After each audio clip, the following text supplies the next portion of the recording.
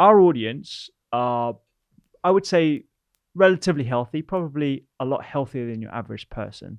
They probably do a run every week. They might play tennis. Where do you think the exercise gaps are in most people's routines that they're missing that we should actually be focusing if we're in the, pursuit of optimizing our health? Well, first of all, the bar you just set is pretty high. Yeah. Let's make this evergreen and Yeah, applicable to everybody. Okay, well, let's do it. It's an interesting question given the audience framing that you have there. So where we tend to see people is hopefully people are doing something for their, we'll say, cardiovascular aerobic. Mhm. And there's lots of phrases we could use at that, but this is the run, this is the tennis, things like that. So you're burning energy, you're doing something in that realm, which is great. Mm. And then there's also a subset of people who are kind of on the other end of the spectrum, which is maybe they're going to the gym, they're lifting weights 2 to 3 times a week, and that's great. I would say at the very high level for all those people you mentioned, we should have something every week that's in one of those 2 just really major broad camps. General recommendation for most people, unless you got an ultra specific goal, 2 days a week of each. Mm-hmm. Now within that, we could go way more. 5 days strength training, 2 days endurance, the opposite, like all kinds of stuff. Mm-hmm. But for the average person with that broad of a range, the goal should be around 2 at minimum for each. And then the way you go about it and the type and the intensity in the programming, like we can really now tailor that to your wants, your desires, your backgrounds, Mm-hmm. your availability, your equipment access, your revenue, or in terms of like your financial capacity and things like that. But that would be the highest level for all the people you mentioned, minimal. And then what I would probably do is subdivide that endurance piece into maybe like at least one of those is something where you're getting to a really, really high heart rate. Okay. One way or the other.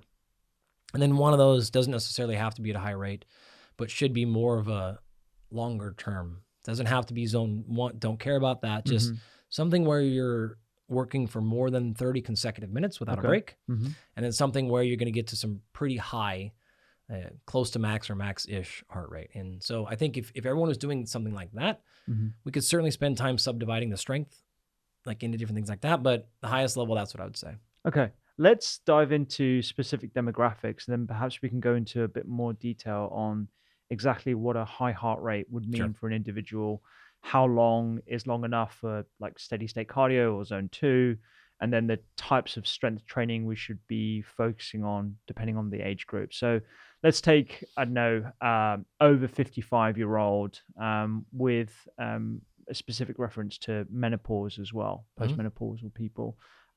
What kind of things should we be opting for and focusing on for those people? From a health goal point of view. Yeah, like let's say, what are the main health goals that we should be worried about? Is it muscle mass? Is it bone health? It's all of it. Yeah. It really is. I mean, the most obvious answer here, very specifically post-menopause, you're going right to bone health, right? That is your thing. Your risk is extremely high, especially depending upon how you enter menopause. So if you're at risk already, or even osteopenic or osteoporosis, and then after now we're really, really particularly concerned about that. But at the same time, you're not going to be in a good spot there if you are under-muscled. You're not going to be in a good spot if your cardiovascular system is poor. You're not going to be in a good spot if you are over-fat. So none of those things, if they're really bad, any of those things that are red flags immediately become your top priority, is the way to think about that. So the way that we often approach this is find the thing that is the biggest drain on your system, the highest risk, and turn that into your short-term priority. And by short-term, I mean 6 months to a year. So it's like we always think about these types of questions on decades, rather than weeks. And so if I were to say, okay, you're postmenopausal, you're 59 years old, we don't really, maybe you've done a little exercise, we haven't really structured, we haven't had a plan, we haven't really gone after this. Okay, the next year, we're going to focus on A. Then the year after that, and then when you, like, that's how we would approach that question. For the clients we work with in that exact situation, that is exactly how we do it. we will eventually get down to specific protocols and programs for the individual day, but we really like to think of that big because it allows us to give a focus. And why that matters is exercise adaptations are better achieved when you have fewer things you're trying to do at once. And so we like to give these folks like, hey, let's just use an example. We're concerned. We either have data on you about your bone mineral density and it's, one of these things, or we don't know, but let's just assume because you're a 59-year-old female, like we know your general risk is high. Yeah. So that is a fair thing to target. And we might say, yeah, your body composition is a little poor right now, but we're more concerned about bone health. So we're going to optimize our training around bone health. And if we lose a little bit of fat, awesome. But if we don't, we're not going to be freaking out. We wouldn't consider the program to have failed if your body fat stayed the same, but we also saw progress in bone. Now, once we get that under control and the medical team and you are all happy with bone mineral density, then we'll reprioritize a little bit and start now paying more attention to your power or your grip strength or any of these other things that are also important in that equation. Yeah, but you really want to stay focused. Yeah, I love that framing actually, because, listeners to this podcast, if they're literally tuning in every single week, are probably going to feel overwhelmed. They're going to be like, okay, I've got to do my muscle. I've got to focus on my bone. What about my cardiovascular health? What about the way I look? What about my fat? Sure. All these things are killing me. So I need to attack them all together. And then you kind of give yourself an exercise regime, and it's like 7 days. Each day is optimized for whatever that exercise is to, focus on cardiovascular health, whatever it might be. So the fact that you're saying you're giving people permission to actually piece it out, like 6 months, you're going to focus on this. Don't worry about the other stuff. We're going to optimize that, and then we're going to move on to the next goal. I love that. Now, I want to clarify, when I say focus, I don't mean only. Sure. Or exclusively. So I'm not saying stop all your running, quit the tennis club. Like what we're just saying is it's your priority. So it is 60%. It is 70%. It is, priority can be different. It is a thing where you're traveling and you only have the chance to work out once. What do you pick? You pick the priority. You got sick. Work got busy. That's what a priority means. It doesn't mean it's the exclusive and only thing you do, right? So our company's going to prioritize revenue this quarter. Okay, great. That doesn't mean you stop everything else. It just means when S hits the fan, what is the thing you go to? And that is something we use with all of our clients, because whether you're one of our high performers, you're an executive, you're a pro athlete, or you're none of those, but you have a family, things will grab your time and they will be more important than your exercise. And this will happen commonly. I want to make the choice a priori about what we're going to default to. We're not going to react to the situation, right? You got sick, you got tired, the airline pushed you back and you're at the airport and you don't want to do the thing. Coach, I know the program today, but I got to cut stuff short. So I only got 40 minutes. I only got 10 minutes. What's the one? I don't want to have to answer that question. I want you to automatically know. You will always know, great, if I have to get this in, and from like a business coaching perspective, you'll hear people say this all the time. Wake up in the morning. What's the single thing you have to get done today that's the most important? And do that. And everything else is there. It's the same thing with our exercise. It's the same thing with our food. What's the one thing we have to get done today if you're traveling or you don't have control, or all the different scenarios that pop up? Great. Execute the most important thing. But in order to execute that, you have to actually know what that thing is. So we make that decision ahead of time. So our athletes, our clients always know, I'm super tired. God, I got myself to the gym, but I don't have it in me to do all my mobility and all my stretching and all this. I just got to get this done. Okay. And then usually once that happens, you're like, okay, I can do the rest. But even if not, great, we got the thing done. If you can stay focused on that for 6 weeks, 10 weeks, this will really start to build. Right? Exercise adaptations live on the principle of specificity, which is to say, the phrase we'll use in our side of the equation is SAID, S-A-I-D, right? So specific adaptations to imposed demand. Okay. The physiological principle. If you want to get better at hitting a golf ball, the most important training you could ever do hit golf balls. Great. You want to get stronger. The most important thing you can ever do is practice the heaviest load possible. But in reality, you can't only ever just hit golf balls and be a better golfer, right? You can't ever just do a 1 repetition maximum. But conceptually, what we're trying to do is build an exercise program that allows us to do that thing as often as possible. So we build everything else around that, but that is the reality. If it boils down to it and we can't do the other stuff, okay, do that thing and everything else will survive. Yeah. And if you do that, physiology will respond because it's getting that direct stimulus. And that's the point, I was really trying to make. Imagine if you were, do you have any animals? Do you have a dog? I do. Yeah. I got a 5-year-old Cavapoo. Oh my gosh. Yeah. She's gorgeous. If you were trying to train her and you wanted to teach her commands and tricks and all these things. And I would say, okay, what's the one command you think is most important?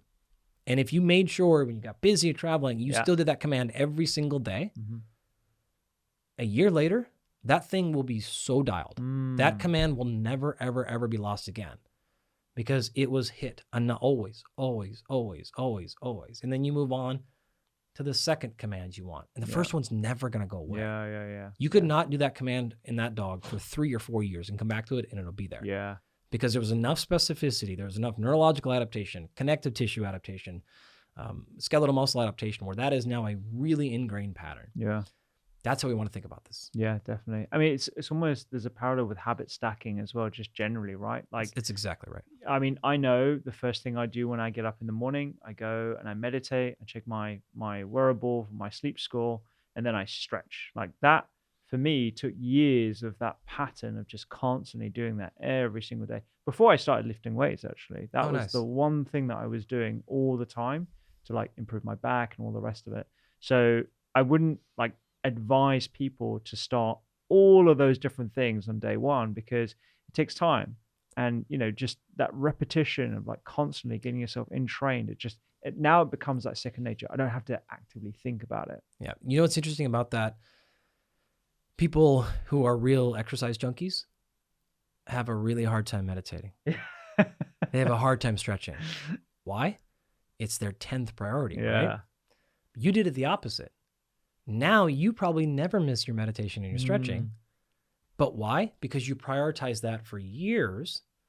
And now you have the mental bandwidth and the push and the grit to prioritize your exercise training because that other piece does not take any motivation or willpower anymore. Totally. It's just there. Yeah, absolutely. So you can go the other direction too.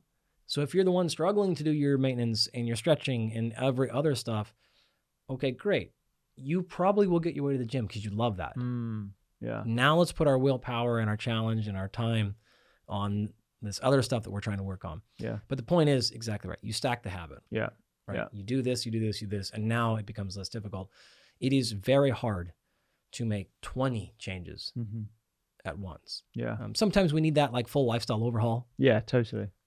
But the reality of it is we're trying to stack and then thinking about this on the many months to years timeline says, okay, if we change the avatar a little bit and we say, all right, this is a 36-year-old, 42-year-old, whatever. Maybe you were sporty as a younger person, but been some years now and that back is pretty tight. And then you got the blood work done and the doc's like, you got to start making all the things that happen. And you're like, oh gosh, okay. I'll probably put the beers down a little bit now and I got to pay attention and oh my God. All right, awesome. If you think, what would it take to be my healthiest at 50? That is a completely different way. Like, oh, well, okay, I got 12 years. Yeah. Yeah, we got 12 years. I don't need this whole thing to happen in 4 months. And that is like, and if I said, okay, you got your company to run and you got your kids and whatever, and you're trying to make it up and you're trying to get a promotion. Do you think we could lose 15 kilos over the next 10 years? Oh yeah. Do you really think we could get enough stretching done and have the back pain go? 10 years? Yeah, I could do it. 10 years. Yeah. Okay, great. So year 1, let's focus on the body weight and let's get this down. The goal is, after year 2 to be down 8 kilos sustainably where you still can have fun and eat. Oh, you know this from like a psychological perspective. We tend to really, really over-index what we can get done in a day. Yeah. And under-index what we can get done in a year. Absolutely. Yeah. So you frame it like that, and you're just like, okay, all I'm asking you this year, we're going to get down 8 kilos by the end of the year. Oh, yeah, I can do that. Now what happens? Now you're 43 and you've done it all. All the changes have been made at 2 years in, right? We've done all this. Yeah. And now we're 42 going, you're young, you're healthy. You got another 80 years. Oh, we're set. So give me 2 or 3 years right now and set this foundation up for you to be as healthy as you ever want to be. And you'll have all the functionality you ever want the rest of your life. Yeah. I'll do that deal. Absolutely. I'll send that deal. Yeah. That longer time horizon, and I think giving yourself permission to make those changes over that time period, it is a psychological shift that people should make, because most people are trying to get something done for January, before summer, getting beach body ready, whatever it might be, depending on what your age group is.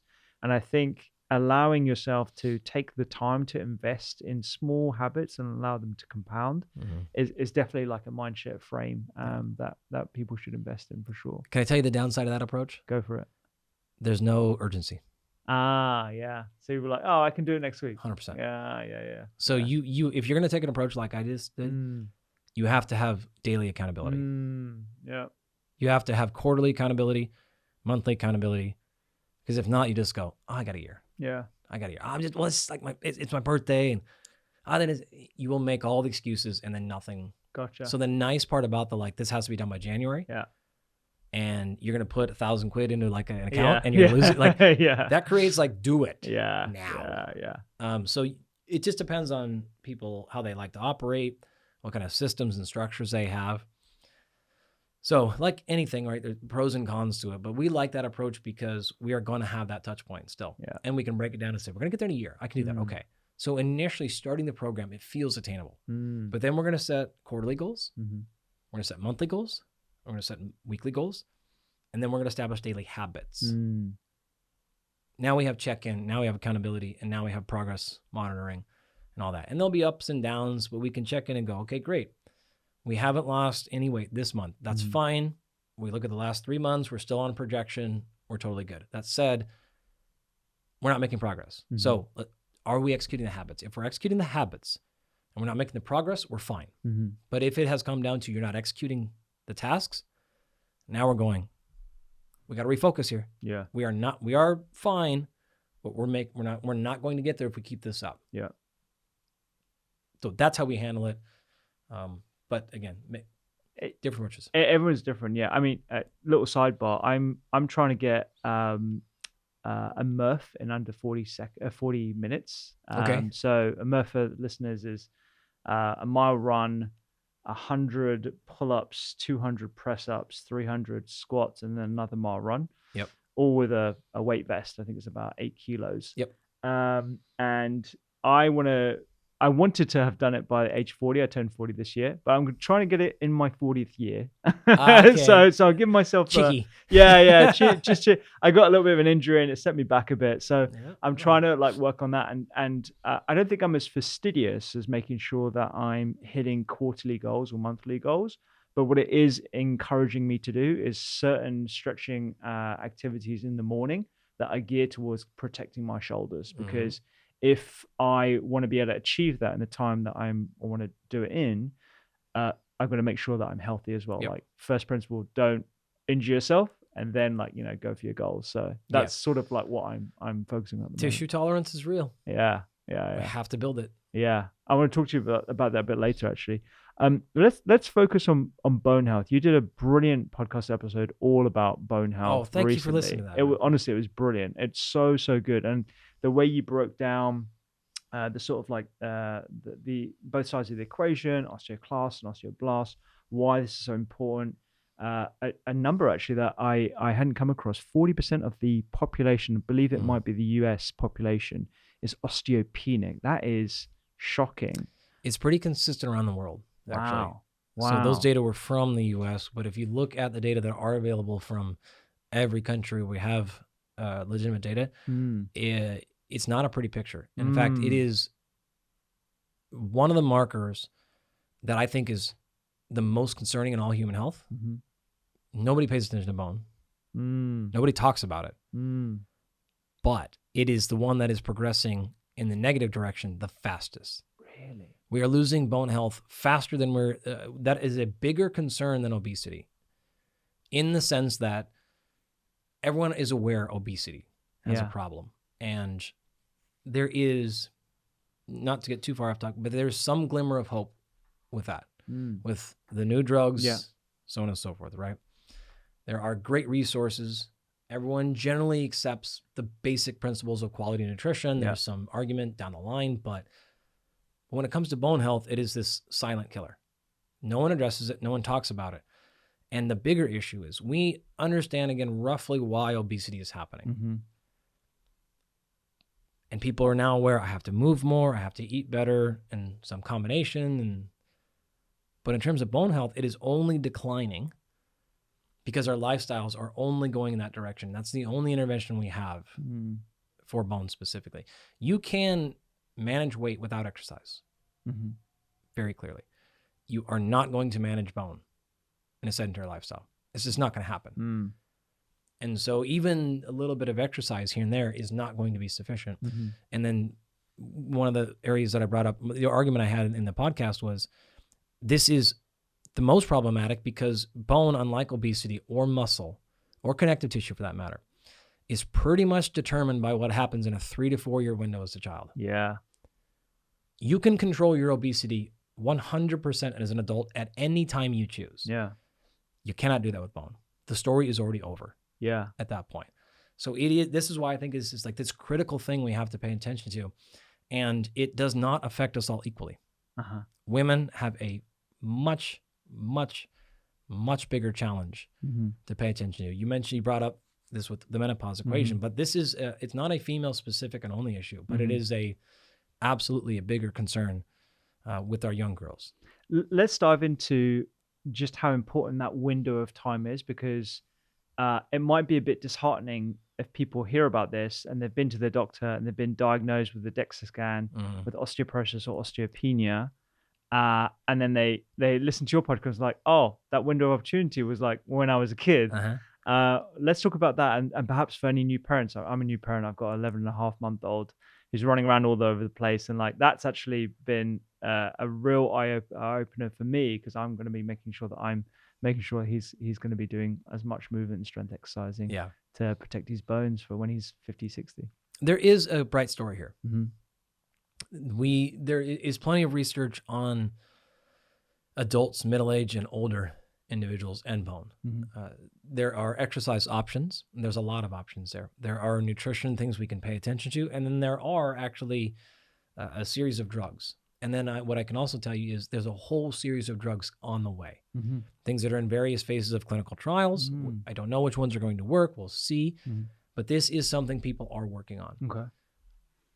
I'm actually reasonably hopeful that those drugs will be useful. I don't think at this point I'm convinced they're going to be anywhere as close to effective as our GLP-1 agonists are for body composition, but you have options. And then we have alternative therapies, biologicals, and other things that they're probably actually going to outpace those. But the things you can control right now and do, we'll just assume prevention is off the table. We're already there. Lots of research, resistance exercise, particularly what's called axial loading. So vertical loading does it. Very particular things like plyometrics and landing, and these things that you probably wouldn't associate an older post-menopausal lady doing. But these are there. There have been some studies on things like weighted vests and walking, and those just don't seem to be very productive.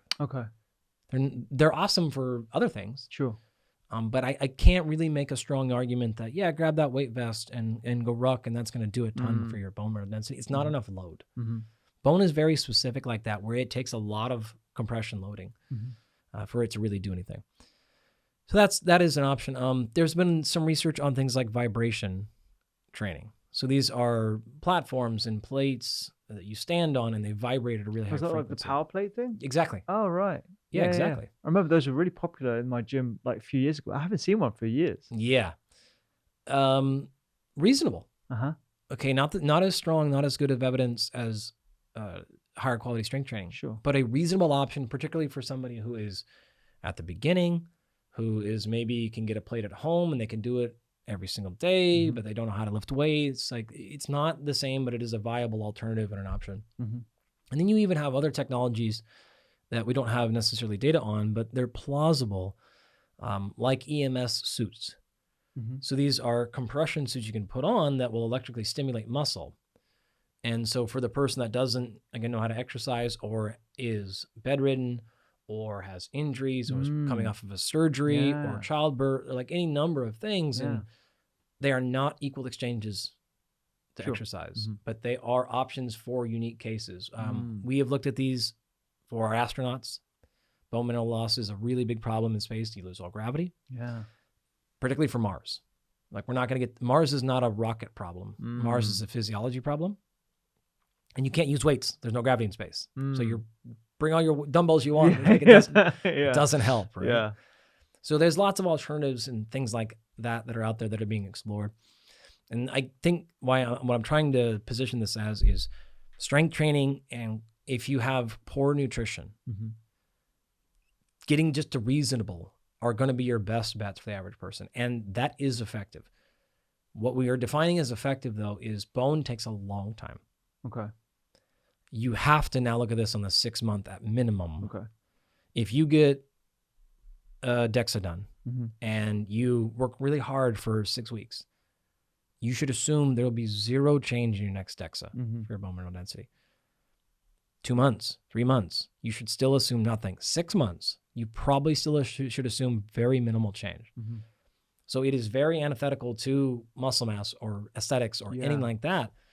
Energy, sleep, because it's the window for you to know that it's working is really long.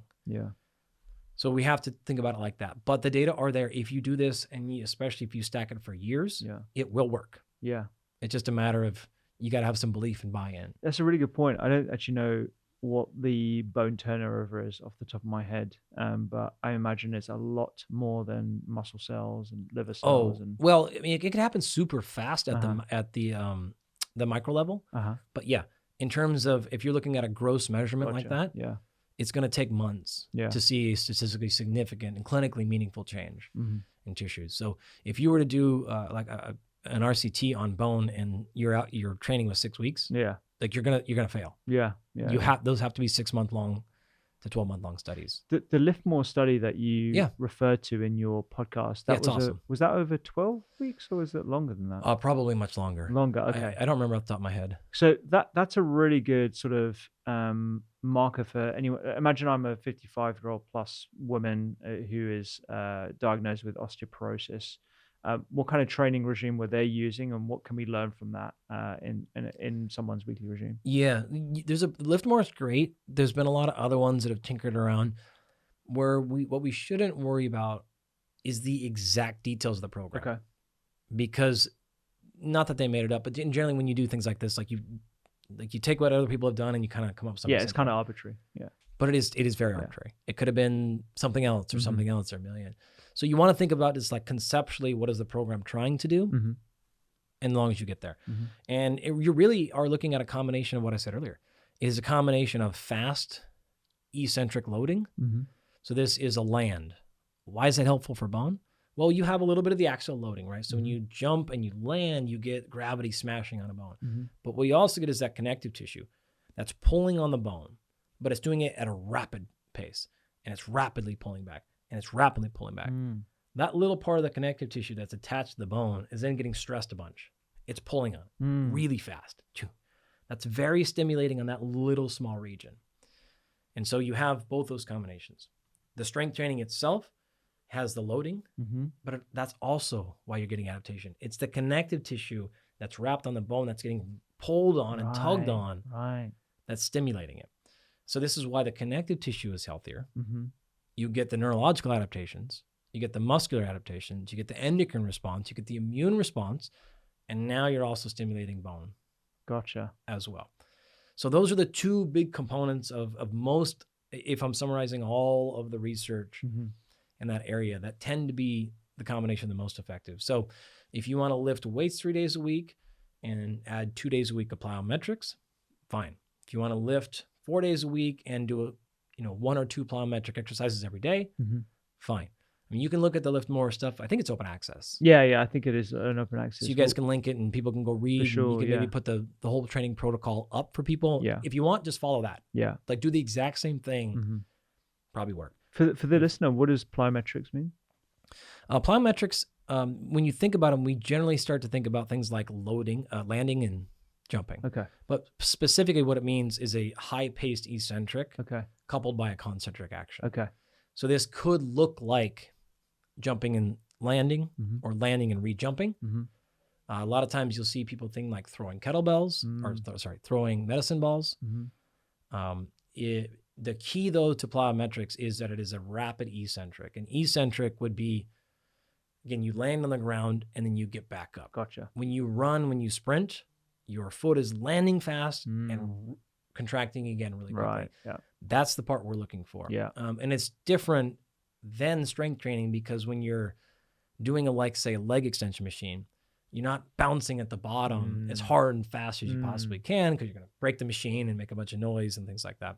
So we will pull that apart specifically and isolate that because it allows you to have that rapid eccentric concentric contraction. Yeah, this is so interesting for me because when I started my medical career and we were faced with osteoporotic, largely women, although obviously it's happening across sexes, the last thing I would have thought about advising them is to do some of these plyometric exercises, right? Because you just have this image of these brittle bones that are going to fracture the moment you put any load on them whatsoever. But now we know that's complete opposite. It's one of the biggest misconceptions. If you look at the research that have done even loaded plyometrics, so put a waist vest on and jump and land, you just do not see injuries. You don't see people withdrawing. We don't see reports that people have to go back to the IRB and go, oh, like all these people are getting hurt. People tend to tolerate it. Having done training studies in older individuals myself, nobody stops. Nobody shows up late. Nobody withdraws. You do this in college kids and you're going to have retention rates that is terrible. But there's just really no reason, as long as the program is intelligent and you're not progressing it too fast and the volume's fine. Like if it's reasonably well done, just because they're older, like we're not these brittle, frail things that we have to bubble wrap. People can and should train, again, within reason, supervised, all the things. But yeah, you can and absolutely should be recommending these things. One of the things that we're seeing the most right now across the world are Achilles tears. This is happening for many reasons, but in large part because people went from a lifestyle where you were on your feet and walking some. So your foot, ankle, and Achilles had tolerance. And you went to that to living on Zoom. Wow. And now your Achilles, which requires hours of loading per day. It's not a propulsion tissue. It's not a tissue meant to be explosive. It's meant to be active and on and anti-gravity for hours and hours a day. And so you cut that stimulus down by literally 7, 8, 10 hours to zero because you're sitting on Zoom. And then you go out and play pickleball. Gone. Gone. Gone. So we have to appreciate the way that we'll refer to that, and I've said it a couple times now, but to be clear now, it is tissue tolerance. Is it tolerant to loading? Is it used to that? And one of the things we know, again, from space flight is when you take muscles like that, when people go to space, International Space Station and beyond, we don't have issues with their glutes. Like we don't have issues with their deltoids and hamstrings. The issues are their spinal erectors, their soleus, the slow twitch, the postural muscles, because you're not realizing, but your back muscles are on for, again, almost every waking minute of the day. And now that load goes from, again, literally 8 to 10 hours of loading contraction per day to zero. Your hamstrings are rarely loaded. I mean, they're even used to what we're being doing off. right now, like we're sitting, but we're still using our spinal erector muscles. We still have 100%. our posture and stuff. And your glutes and hamstrings are not doing much of anything. So they are used to being off most of the day. And then when they're on, it is high velocity, high power, high force contractions. Your anti-gravity, your postural muscles are the opposite. So when you go and you change loading patterns in that extreme environment, one more time, spaceflight is just the perfect analogy to going from I at least walked to my car, I drove, I parked, I walked into the building, I went to work, Yeah. I walked. Those little things, Yeah. when you go overnight to 0, and now you do that for 2 years, that is a huge loss of basal activity. Those tissue are then not tolerant to anything. Yeah. And then you go pick up pickleball and 3 weeks in, boom, Yeah. Achilles is Yeah. gone. Yeah. It's gone. Yeah. Because you're going you're doing plyometrics. You're going, not only are you loading it again, but you're loading it really fast. Yeah. A lot of times, twice a week, and you're playing super hard, which is awesome. Yeah. But you did not give that tissue, you gave it 2 years of off. And now you gave it 3 weeks of on. Like, even 6 weeks, 8 weeks. Like, this is not enough time for that thing to really get back to where it used to be. And so you put a fast contraction on that, and it goes. I'm noticing it so much in colleagues of mine. I mean, not the ones that are working in A&E because they're generally on their feet, but ones that are in clinic for extended periods of time, and they go and play paddle. Like paddle over here is a lot more popular than pickleball. But it's the same. It's the same thinking behind it. And the way you've sort of parlayed that with what's going on in space is like an extreme example of what we're doing in our sedentary lifestyles. People don't realize this, but the reason that, at least in the States, and several other countries too, that we have funded human performance research in space is because it is a perfect model for aging. Yeah. So there are direct equivalents between a month in space equaling this amount of years on Earth. Wow. And so we can actually run aging studies in humans by sending people to space for a few months. And you'll see those direct predictions. There is another set of style of research called bed rest. Mm-hmm.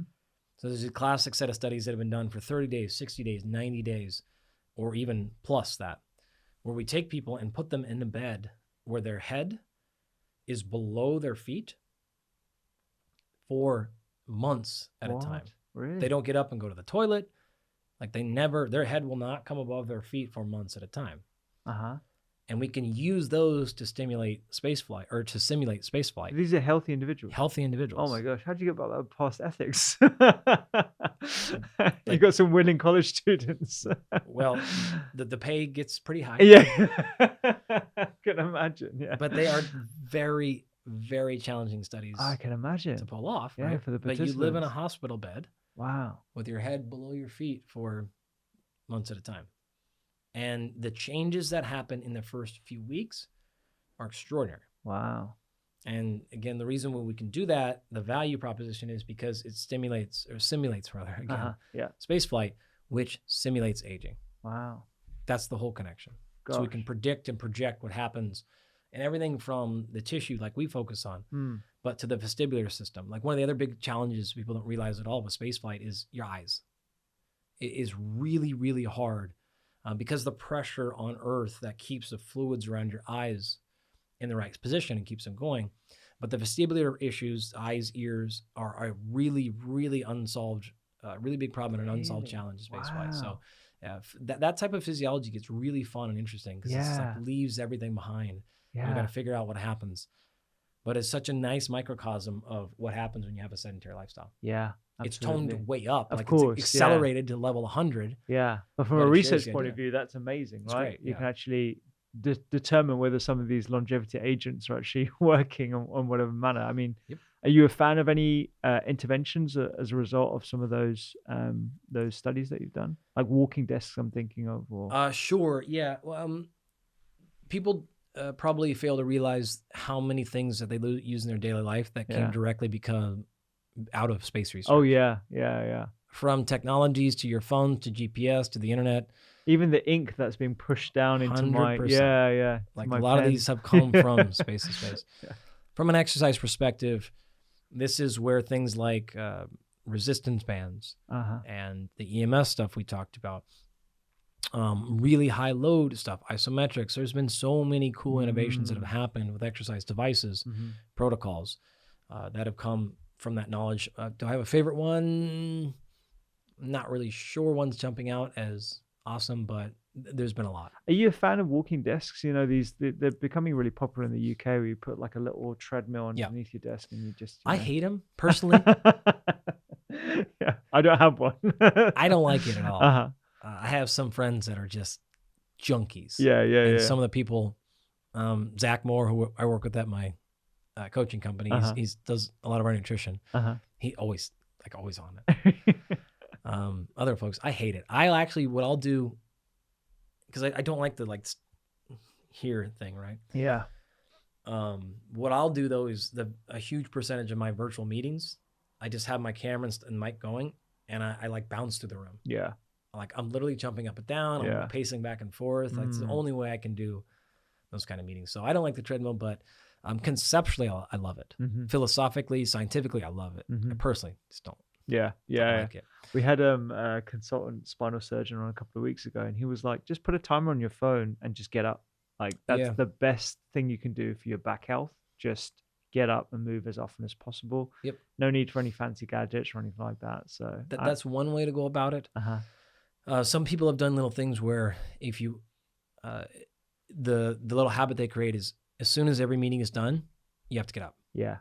It's just like, okay, you're done the meeting, get up. Yeah. Done the meeting, get up. You want to set a timer. One thing that I've been talking about for many years is the really cool research on exercise snacks. So you can do things like that. These are 10 to 20 second bursts of maximal exertion where you would literally walk outside, sprint, come right back to work. Yeah. And the reason I bring that up is there is a non-small amount of research on that showing you can actually get small improvements in VO2 max, assuming your VO2 max isn't very high, right? If you're a really well-trained person, you're not going to get that. But a sedentary person or kind of like a moderate to low-level exercisers can see pretty small, 3 to 4 to 5 milliliter per kilogram per minute increases in VO2 max by doing these 20-second exercise snacks 3, 4, 5 times a day. Yeah. So I will do this when I'm in studio because we have stairs in my studio where I'm like, okay, sprint up and down it, walk down, sprint up and down it 3 times. Okay, walk back in. I don't have to change. I don't have to no, I'm going to warm up. Totally. Andrew will do jumping jacks. He just hammers out jumping jacks and burpees. I'm like, fine, whatever he wants to do. Yeah. But it's really funny because we just pop out and all of a sudden these people are just doing sprints up and down. You're like, what is happening? We've got bars here in our studio on the ceiling, and we've literally been doing chin-ups this morning. So we're getting into it. That's why you look so pumped. Okay, I get it. You were popular this morning. I thought, dang. I want to move to muscle health in a bit more detail here, and some of the concepts that I've learned from you and others around progressive overload and the importance of progressive overload. But if I'm in my 50s and 60s and I haven't really lifted weights before, what are some of the exercises I should be focusing on, and how would you recommend someone start if they have got no idea what they're doing? Yeah, these are really great questions. You said something earlier I want to pull back to, which is you said it as first principles: don't get hurt. Yeah. You're starting. You're 50. You're 60. Don't get hurt. Yeah. Don't baby yourself, but I want you to start 2 or 3 steps below what you think you can do. And if we undershoot that for the first month, fine. We can always get heavier. We can always do more, but we can't go backwards, right? You overshot it. It's generally not workout 1 where you're going to get hurt or workout 6. It's going to be that 4-week, 5-week, 6-week where you're like, oh my God, my shoulder's killing me. Yeah. And it's not going to be the, I tore my ACL on the leg press machine. It's going to be the oh God, the steps every time that's going to be it. And it's going to happen several weeks in. So I really encourage the first month or so, do a reasonably less amount in load and volume and repetitions than you think you can do. I'd rather you start with higher frequency. Okay. Go to the gym more often. Don't start 2 days a week and do an hour-long lift. Go 5 days a week and go 20 minutes. If you have the time, right? If you can only get there twice, great. I understand. Yeah. But given my druthers, and why? I want more tolerance. I want more practice. I want more neurological learning, and I want more stimuli to the body. Yeah. We can ramp that up as we go, but I want, because you're not doing enough load. When I say load, I mean it's heavy. How much is on the bar or the machine? To where you're creating a ton of damage. And you're not doing so many reps and so many exercises where we have this huge recovery window. I actually want the opposite. I want you to treat this like you would learn a golf shot. Yeah. Practicing a lot. You're not going to come in and just start ripping as hard as you possibly can day 1 if you've never hit a golf ball. You're just going to try to make contact with the ball. And then you're going to go home. You're going to come back tomorrow and try to make contact with the ball. Gotcha. That's exactly what I want you to do in the gym.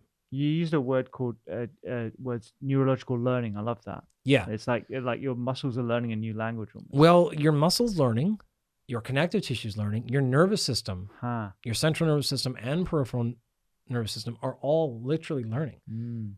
This is motor control. This is motor skill development. This is neurological development. It's all the above. And this stuff happens the best when it is dosed a lot. Okay. But the problem is, if you dose a ton in one day, this will lead to lots of fatigue. And when you're pretty well trained, fine. But if you go in and you do so much that you're really sore, really tired, don't want to come back in the next day, you've actually compromised is the ability to practice again. And at this point in our journey, we're not interested in maximizing development. I'm not trying to get the most muscle growth. I'm not trying to get the most strength gain. So walk away from that goal for now and think, I'm here to develop tolerance, to learn, and to move well. That keeps my tissue healthy. So I've avoided injury from literally the tolerance perspective. I've also avoided injury because I learned the technique better. I learned the technique better because I practiced more. The two entirely different mechanisms, but both are keeping you with that first principle of don't get hurt now and don't set yourself up to get hurt later. Yeah. So when you're just starting, a lot of times I love to say, hire a quality trainer. And if all you can afford is 10 sessions, fine. But it's really important that you frame that trainer with going, I'm new to exercise. I've never really lifted weights. I really don't know what I'm doing. I'm not trying to change my physique. I'm hiring you right now for 10 sessions. And my only goal is to leave those 10 sessions feeling more competent in my technique. Because the trainer is used to everybody saying the opposite. As a strength coach, as a personal trainer, you are told if you don't produce results in 30 days, clients walk away. Yeah. And this is really true and consistent. You have to have a tangible, noticeable change in 30 days or retention in personal training goes off a cliff. Yeah, I can imagine. So the ownership and then just like natural preservation, you want to keep clients, you got to show them a return really quickly. And so they're going to default assume, I got to get this person training hard. I got to get them going because I got to see results. They got to feel something. So just reframe them. I don't care if I lose any weight. I'd like to, but like, okay. Sure. I don't care if I feel strong or whatever. I want to lead because I can only afford 6 sessions. I can only afford 5, whatever, right? This training's expensive. My primary goal is to know how to do every exercise in the program really well by the end of that. And then I'll take my chances. And then maybe once every 6 months, I'll come back and hire you again, check up form again, check up movement. And that's also something that at this point in time, AI is just not good at. Okay. You can use AI as a beginning person to get a beginner trainer program. It's actually fine. But that's not, the program's not the problem. Yeah. The problem is, are you sure you're moving correctly for your body? And I can't tell you what that looks like right now because every person's body moves differently. There are certain exercises that I could watch you do and go, you know what, make this little tweak over here. That's fine. And then there's certain exercises I could watch you do and go, this is just not in the cards for you ever. Like, or is this going to be 6 months? You really want to spend 6 months like every day practice? Yeah. And some people are like, yeah. And some people are like, nah. Yeah. Can we get there somewhere else? Yeah. We can get there somewhere else and it'll take me 1 session. Great. Like I'd rather go over there. And so that's why I keep saying a person who's a technician. Don't hire the trainer who just has the most clients or is the best at fat loss or the most physique transformation. You want the technician. So you go in the gym and ask like, who's the best at teaching beginner technique? Who do you got here? Great. It's her over there. She's our best at that. Okay, great. Like that's what I'm hiring. And then be upfront with them that this is all I can afford, this many sessions, this many thing, and this is what I'm after. So I would really strongly encourage something like that so that you can go in. And then the second thing I'd say to that is if you're going to that commercial gym the first time, you're going to be full of embarrassment and nervousness. And several things I want to say about that. You walk up to the front desk and you tell that person, I don't know what I'm doing. I haven't been to the gym in years. Mm. Can anybody here help me? And every single employee will go, oh, I got you. Absolutely. Because it's the 10th time they've heard that day. Yeah. Right? Like everybody's first day is their first day. Yeah. Everybody thinks they know how to lift weights, and everyone thinks they know how to run, but very few do. Yeah. It's like, okay, I know you lifted some weights like years ago, but you have no idea what you're doing. You think you're like pretty, but you really don't have an idea. So they're there to help. Most people that are trainers too, like helping people. They really like this stuff, right? So I would just be blunt and bold. Like, I have no idea what I'm doing. I used to lift some weights, but I really actually don't know if I'm doing it. I don't know how to use any of these machines. Like, can somebody walk me through? Oh, I got you, right? You're going to get, like, let me walk you through 4 different ones. Here's a upper body press, upper body pull, 2 lower body ones. Do a few sets, a few rounds of that today, and you'll be good. Okay, great. And then the same thing with the trainer. And then you'll probably see the other people in there that got their gym bag and like they're clearly the pro, who will probably also be like, oh, yeah. Oh, yeah, here, I'll show you. Like, people are they're generally very friendly and super friendly in the gym. Yeah. You have the like occasional dorky influencers who are like mad because you're in the background of their shot. And you're just like, just get out of here, right? Like, but most people have their headphones and stuff in, but because they don't want other people bothering them. Sure. But they're super happy to be like, oh, you don't? Yeah, I'll show you how to use that. Yeah. It was just a hard thing. Like, introverted people are just like, I'm not. Yeah. But fine. Let's just grab the trainer, grab the employee, and just be like, I have no idea what I'm doing. Can you show me 2 or 3 exercises? Yeah. Got you. Like, hop in there. Yeah. And don't worry about, like, you'll do all the dumb etiquette things. Like, don't worry about it. Like, you don't know it's fine. Absolutely okay. Yeah. So that would be, for that person, all that stuff is a recommendation I'd make. And that gets you a base to get you started. The next time you walk in the gym, you'll be like, got it. I don't know what I'm doing, but I know those 3 machines. Yeah. So come in, like, I'll do those 3 machines. And then I'll build 1 more machine. And then I'll build 1 more. And then you'll have more confidence. Okay. It's the habit setting. Now I know 5 exercises really well. Now how to the 6th one. Now how to 7th one. I don't have to worry about learning every machine and every exercise on month 1 or day 1. Pick a couple, get good at them, and then add your repertoire after that. That was definitely the mistake that I made when I first started going to the gym in my 20s. I thought I had to rotate through every single machine in the gym. And now when I go to the gym, I think I rotate around 5 or 6 for a couple of months at a time, and then I switch it up. Yeah. And like, caveat, my goals are different to whoever's listening to this, and I think it's really important we'll talk about specific exercises in a second, but these need to be personalized to what your goals are, what you're comfortable with, and what your form is like as well. To your point, for me, I don't think I actually am very good at doing squats, and I've never been very good at squats. And if I go anywhere near like 1.5 times my weight, I get a back injury. There's something wrong with my form. So for squat, for me, I always go very light, but when I'm using the leg press machine, for example, I can go a lot heavier. So with that in mind, if we are in the business of preserving muscle, building muscle in our 50s and 60s, what do you think? And we've gone through, high frequency, low load, increasing the dose, improving that neurological learning for your muscles to make sure that they are acclimatized, you're less likely to injure yourself. You've had a trainer. What are those key exercises do you think we should be focusing on, or key areas of the body in our 50s and 60s? You want to pick as much as you can multi-joint exercises. Multi-joint. Sometimes you'll hear this described as complex exercises, but complex doesn't mean complicated. Okay. So complex, and we use it in our science, just simply means multiple joints moving at once. Okay. Right. So is that the same as compound, or is that different? It's different, but you have a huge Venn diagram there, okay. A big crossover. Complicated exercises tend to be complex and tend to be compound. And all of it, but they are not, like, technically, officially the same thing. What we're trying to say with all that saying is, can you get multiple muscle groups done at once? If I'm only going to do 4 exercises today, and one of my 4 isolates only one of my biceps muscles, I have a lot of other tissue that it didn't get used today. If I'm in the gym 7 days a week and I'm doing body part splits, then I can afford to isolate exercises because I'll eventually come back and use those. But if I'm only there a couple days a week, 3 days a week, and I'm only picking a few exercises, you want to make sure every muscle gets touched at least once a week, or group of muscles.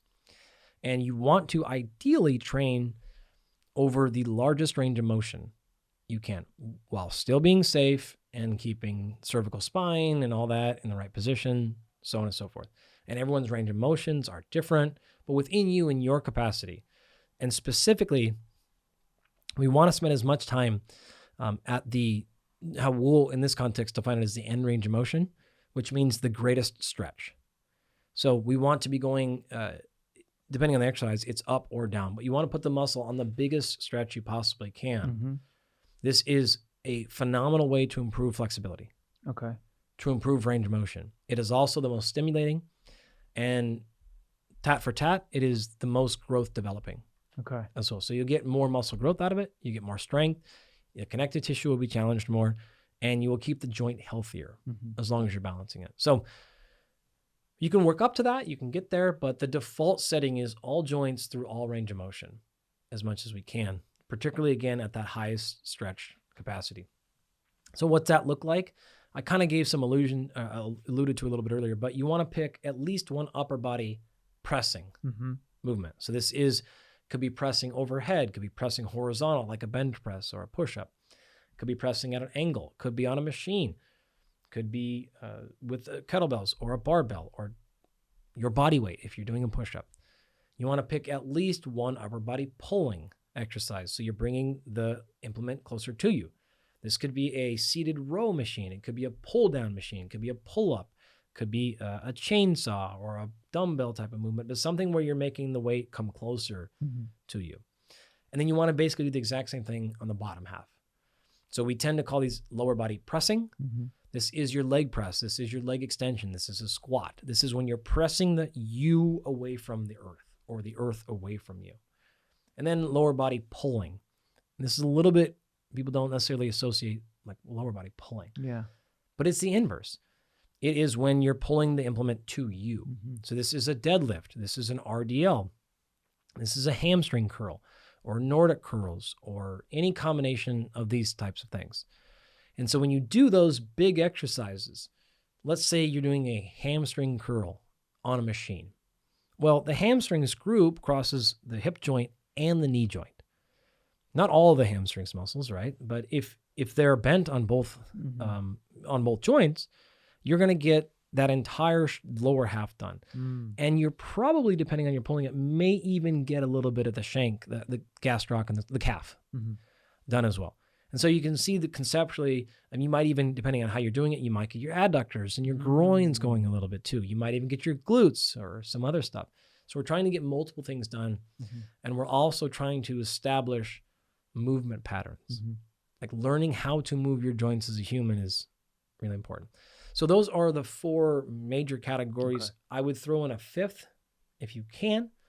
So ideally, if it's that person going to the gym, say 2 to 3 times a week, I would advocate a full body session each time. Full body is not, again, every single muscle per se, and then not in one exercise, but trying to make sure all your pressing gets done at least once a week, all your pulling gets done. And the fifth category is something to do with the torso. Okay. So if people want to hear this as core or abs, fine. I get the sense you don't like that. I would rather torso because you have rotational movements that need to happen. You have anti-rotation, you have flexion, you have extension, you have lateral flexion, like different things that need to be moved there. But if you were to go 3 days a week, pick one of the 4 categories, 2 upper, 2 lower, 1 press, 1 pull each. And then you picked one torso exercise. And then say day 1, you did a torso rotation. Day 2, you did a torso flexion extension. Day 3, you did a torso lateral flexion. You're going to be in a really, really good spot. And I would recommend on those 3 days, probably picking a different pressing exercise, a different pulling exercise, a different angle, a different implement. So maybe machines, Monday you do all machines. Wednesday you do all dumbbells. And then Friday you do unilateral work. So split squats or rear foot elevated split squats or walking this or carries or loads, like all like different things you can bring in there. It's going to put you at a really, really well balanced program, and you can still be in and out of the gym in 40 minutes, 3 days a week. That sounds great. That sounds perfect for me. I mean, like Great. I'm literally at this stage where I'm trying to go through all those different four. Actually, I need to add the fifth one, the torso. Everybody leaves that one out. Yeah, I know. I'm leaving that one out for sure. And I'm imagining when you're doing those little movements for those watching on YouTube, the cables, is that Sure. so? Or but can you do it with like dumbbells in your Sure. hand or like plates, that kind of thing? Do it with body weight. Do it with plates. You can do it with dumbbells or bands. Infinite ways. Okay. We could get there. What do you like? What do you hate? What do you have access to? Yeah. What's open in your gym? What's always, super full and I have to wait for it. Takes forever. Yeah. Okay, we'll work around that. We can find different ways. We can get to these movements. Mm-hmm. The phrase I always say that I wish I could tell you I invented, but certainly did not, is the concepts are few, but the methods are infinite. The concepts are few, but the methods are infinite. All right. So what's the concept? We want you to rotate against load. The method? Oh, geez, we could ChatGPT. Yeah. Give me 500 rotational movements, right? Endless variations. Yeah. And some trainers and coaches are really good at coming up with iterations and thoughts. I'm way more basic. Like, I'm not going to do that, but like, great. But we're all doing the same thing. Yeah. The concept is we're going to rotate you against load. We're going to do it at this kind of intensity, at this kind of a repetition range, this many days per week. That is you started this off by asking about progressive overload. We're all going to progressively overload. We're all going to do that. That's what's causing the change. Whether you grabbed a band or a pulley machine or whatever is a little bit more of that person's flavor, right? It is the difference of going, if I was a chef and you came to my restaurant and you were a chef and I went to your restaurant and we both served the same macros and the same ingredients. And I'm probably going to make a grilled chicken breast and broccoli and rice. And like, you might get some salt on there. Yeah. And then you might have this phenomenal recipe and it's a Michelin star. We're doing the same thing. Yeah. You're going to dress it up more. I'm going to get it done faster. Yeah. You're going to have craft into it. It's going to come with love. And I'm going to be like, just shut up and eat. Like, I don't care. Like that's, so it's not an unimportant thing, but what's important about that being a high quality meal and it being filling was the other stuff. Is it? Yeah.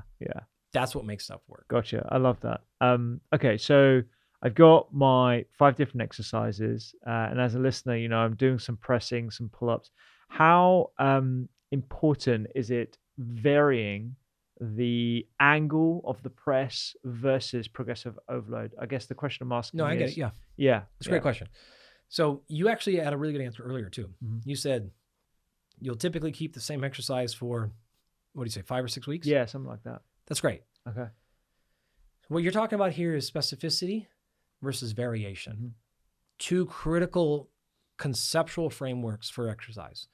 We talked earlier about the SAID principle, SAID. That is specificity. If you want to train your bench press, the most important thing you could ever do is the bench press under the exact situations and setup that you test on. That's specificity. On the other side of the equation is variation. Okay. So every single time I train, I'll do some sort of horizontal press, but I'll switch out the barbell and then I'll do dumbbell and I'll change the angle and I'll change my grip and that'd be maximum variation. So specificity gets you to the short goal faster. It's more direct, right? Yeah. This is the equivalent of me saying, we got to go from here to Manchester. Let's get in a helicopter and fly straight to Manchester. Amazing. The downside of specificity, though, is you have load going the same way every single time. Yeah. So now if let's say we could do that in a car. This analogy will work better. If you and I drove from here straight to Manchester as the crow flies, and we did that every single day, eventually we would start putting grooves in the road. And it would get really smooth, actually, and faster. But then eventually wear and tear, asymmetries, all these things. If we took a different route every single day, we could probably drive from here to Manchester for a decade and find a different route. And you would never, ever, ever see any deviation in the road because there's not enough wear and tear. The problem, though, is we didn't get to Manchester very effectively. Some of those days, we never really got there. We spent the whole day, and by the time we got close, we had to turn around, come back home, go to bed. So variation and specificity are both great. They both have pros and cons, is what I'm getting to. When you want to be really specific with a goal, you want an outcome faster, be more specific. Okay. But if you want more well-roundedness, Mm-hmm. you want less impact, you want less wear and tear, be more varied. But the more variation you do, don't expect to see results in a short-term fashion. Yeah. So what we generally say is we want to use both. Early in your training, whether this is with like the kids are the best example. When you're working with somebody under the age of 20 to 22, 23, you probably want to hedge towards more variation because you want them to learn different ways to move and to be strong in different areas and to be really well-rounded. And I don't want to overload the system because I'm not trying to maximize sport performance in a 9-year-old. Not even close, right? But now I have a pro footballer. I'm going to go way towards specificity because we've got to win now. This is the way you earn money for the rest of your life. And I don't want to get you hurt and I don't want to compromise long-term, but I got to be specific. Like you got to make the team. We're going to get relegated, like all these things. So in a non-athlete context, you still want to be specific. You do it by saying, okay, I'll stay in a certain movement pattern for 5 to 6 weeks, which means I will get neurological learning there. I'll get efficient and I'll get progress in that. And I'll avoid the overuse by then making a switch. And that switch could be, I went from barbells to dumbbells. I stayed within barbells, but I went from a wider grip to a narrower grip. I went from a same grip, but I changed the angle to slightly an incline. Yeah. So those small changes do a lot for overuse. Yeah. So as long as you're doing some sort of tweak every 5 to 6 weeks, that's probably a really good approach to it. And what you don't want to do is go to the gym every time and you do something different every single time. Yeah. Because very few people are going to see progress that way. You can still progressively overload that, but it's difficult. So imagine you go in the gym and I said right now, all right, how much, and you don't have to answer this, but like how much can you bench for a set of 9, for a set of 4? You could look back at your training logs and go, okay, I know exactly what numbers will this be. And I could put you on it and say, give me that. And I could load you up. I could go to that machine over there and we're going to do 3 sets of 6 and you'll know exactly what to load it at. And if I said, I want you at an 8 out of 10 with effort. Actually, let's move it to a 7 out of 10. You would know what number to put on that machine. Yeah. If you're randomly doing different machines all the time, and I go, great, give me 7 out of 10, you're going to have to go, I have no idea how much to load that with. You're not going to know. So it's difficult to coach, it's difficult to program, it's difficult to progressively overload because we have no idea what 8 repetitions feels like versus 4 on that machine with that hand grip. And so it's just really difficult to manage, and you end up flying by the seat of your pants a ton. Yeah. Which leads us in that variation category, which leaves it difficult to progressively overload. And progressive overload is one of these foundational concepts that has to be there for progress. I love that. So what I'm hearing is that there's a lovely balance between that specificity and variation. And if we're in the business of getting stronger muscles, which we should be if we're in our 50s and 60s and beyond, we almost want to over-index a bit more on the progressive overload side of things. Most definitely. Okay. And let's talk a little bit about progressive overload before we move on, actually, because some people have listened to this podcast and they get a general idea of what that means. But in reality, like how would you and how quickly would you progress someone in terms of their ability to increase load? Great. So progressive overload actually does not have to come from load. It has to be some progression. Okay. So we define that as it can come from load, again, meaning just think about this in the context of how much weight. Okay. Right. I did 50 kilos last week. I do 53 this week. Yeah. Added more weight, more load. Yeah. That's how you and I keep saying it. You can keep the exact same weight in the bar for years and you can progressively overload via volume. Interesting. I went from doing sets of 8 to 10 to sets of 10 to 15. You could keep both those the same and you could progressively overload via number of sets. I stayed in 8 to 12 reps, but I went from 3 sets to 5 sets. You could keep that the same and just add more exercises per day. You could add more days per week. So we have progressively overloaded via load, via intra-set repetitions, via total sets, via total exercises, and now via days per week. I can also progressively overload in complexity of the exercise. So if I progress from a machine to dumbbells, I've added complexity, I've added demand, I've added cognitive requests for that, that is progressive overload as well. Brilliant. I can change my rest interval. Keep the workout the exact same. Now cut your rest in between sets in half. That is progression as well. So this can come in 1,000 different forms or fashion. Load is the one we always think about first. Yeah. But it's, in some cases, it's the worst choice to make. This allows us to keep people progressing at all times. But I mean, think about it. If you added 2 kilos every time you lifted. Yeah, I know. Like, how long until you're done? Like, yeah, okay, now I'm benching 60,000 kilos. Like, if you know exponential math, like, you're going to see like that number gets high real fast. So it's not the best way. And it's not the only way at all to move. The random like rule of thumb we use for progression is no more than 10%. Okay.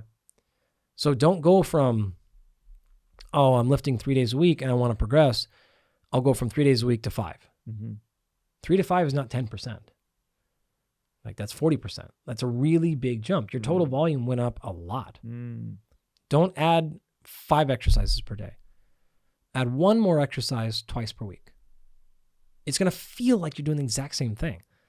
But after 3 months, that's a lot more repetitions you've accumulated. That matters. If you're going to add load, you're probably looking at more like 2 to 5% per week, because again, the math will not work in your favor. Like, this is only so many weeks in a row you can add 10%. It's probably about 2 weeks. And then it's like, you're just like not going to happen anymore. If you're more of like a runner or something like that, you can think about this in terms of kilometers or time, right? So if you ran for a total of, let's say, 3.5 hours last week over 4 runs, don't go from 3.5 hours to 6 hours. You go from 3.5 to 3 hours, 45 minutes, which means maybe one run you add 10 minutes and another run you add 5 minutes. That keeps you like in the striking distance. Again, it's going to almost feel like the same thing. But if you give it enough weeks, that accumulation starts to matter. And then you add another 10%. And now after a couple of months, you went from 3 hours a week total of running to 4 hours. But you did it in the strategic fashion where your body had ability to handle that load, manage, mitigate recovery, actually adapt to it. And now you can continue to get there. So people that end up with these wild training volumes, they didn't go from 0 to that. They progressed probably over decades.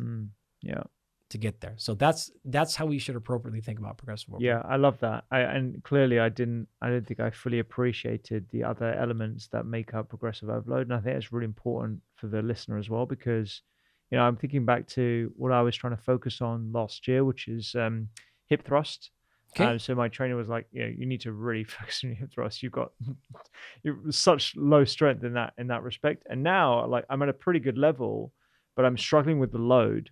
And so now I'm after chatting to you, I'm going to start thinking about the volume, the number of sets, rather than just piling on more weight. How many days per week do you do hip thrusts? I would say twice a week at the moment. Great. Yeah. Fantastic. Yeah. And how many sets are you doing per? So I'm doing 5 at the moment. 5 per day? No, as in 5 sets of 5. 5 sets of 5? Yeah, on those 2 days. Yeah, okay, so 10 total working sets. Totally, yeah. So 5 by 5 is 25 repetitions. Twice, so 50 repetitions per week. Yeah. So we would want to think, again, 10% of that is 5. So you might add 1 more set. 1 set, yeah. In just reality, 1 more set. We could say you could do 1 more set on both days. Yeah. We're exceeding 10%, but like, we probably handle that. Andy says it's fine. Yeah. Go to 6, right? Yeah. Or you could say, you know what? We're going to go to 4 sets. So 4 by 5. Now we're at 20.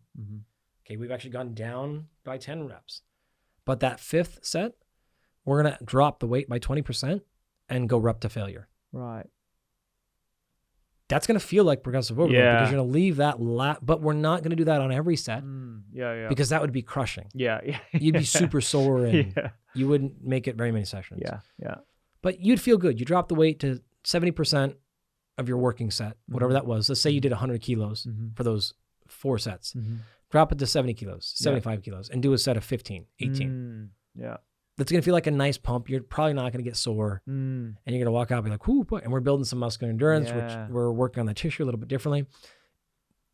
You're adding volume. Yeah. you're adding a lot of volume. You give that 6 weeks, I would be willing to bet you'd probably come back way stronger. Really? Okay, I'm gonna try that because I'm actually at 100 at the moment. I was heavier before, but then I had to just saw 100 kilos. Too, and then I'm gonna go down by 25% and go rep to failure on something. I can look at a man's butt and know exactly what to do. It's a good skill, Andy. Yes, sir. It's a good skill. I want to move to another pod that you did on kids. Like I said, I've got almost a 1-year-old now. How old are you? You got 2 kids, is that right? My daughter's 7. Uh-huh. And my son is 5. Okay, gotcha. And right. I wonder every day if he survives the next day. Mostly because I'm worried my wife is going to eliminate him from the earth. He is a domestic terrorist. He should be on every no-fly list that ever existed. Oh my goodness. Yeah. Just wait. Yeah, I know. You got a few more years. Ours is definitely showing signals of the same. He's a handful for sure. He's just started walking as well. And actually, I'm just watching him as he, squats down and like, how he's moving and stuff. I'm like, I can learn a lot from him now, Could definitely well, I will give you some grace here.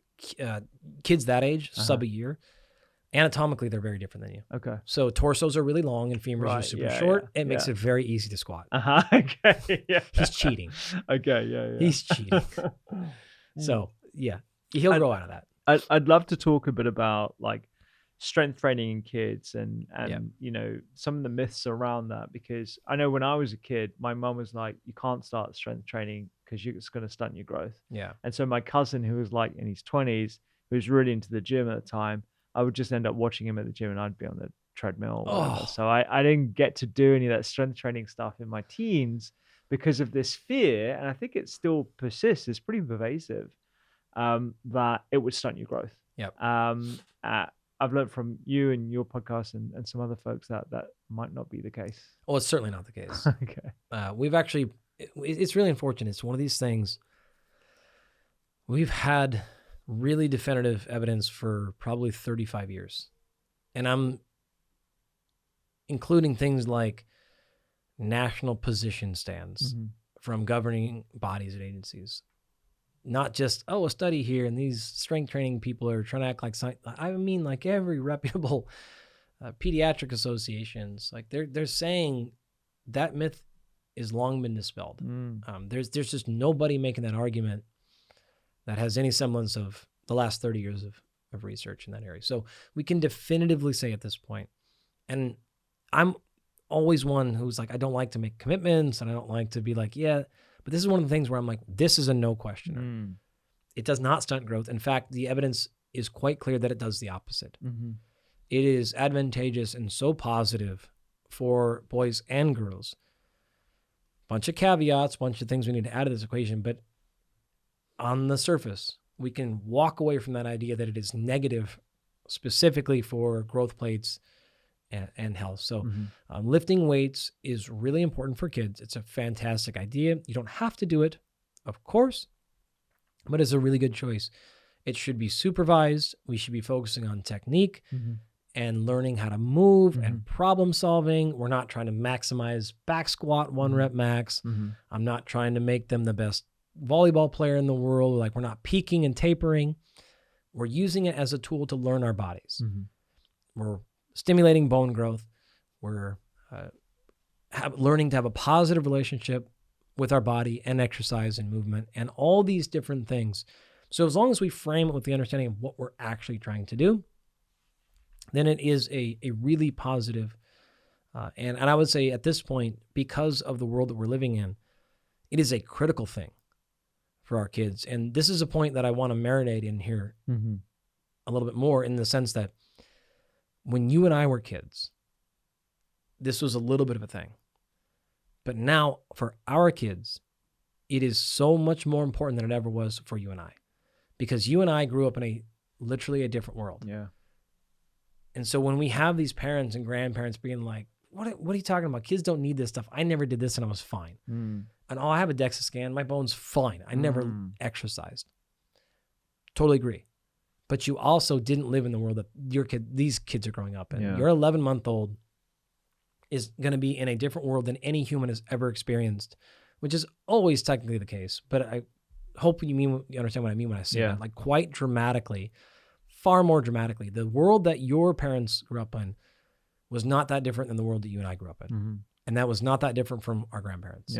But our kids, it's not even in the same recognizable system. And I'm saying that to say we have no choice but to go back and re-engineer specifically strength training, but all forms of human movement exercise into kids. And if we don't, that bone mineral density stuff we talked about earlier, it's a death trap. We're in really big problems if we don't do that. Several points on this. We had far more outdoor activities when you and I were kids. It was just the thing to do. Parenting was a different thing back then, right? If you were 7 years old, you were probably told to leave the house and don't come back. Now I'm like, I would never do that. Yeah, 100%. Like, there's no chance, right? I'm like, oh my gosh. But that's like what it was. Yeah. You didn't have Ubers. Like you didn't even certainly have other stuff. So it was like you wanted to go to your friend's house and it was 2 kilometers away. Like you were walking. Yeah. And you had far more PE and physical activity in schools. Kids don't have that anymore. We had, so whether you're in structured organized sport or this was just because of lifestyle, you had chores, you had outdoor things. Like those are just falling in most countries down to absolute minimum because we can automate things. You don't have to go to the store anymore. Like just so many things are gone until that, like, when you were a kid, you got drugged to the store. You had to walk around. Like mom's like shopping. Now mom orders on her phone.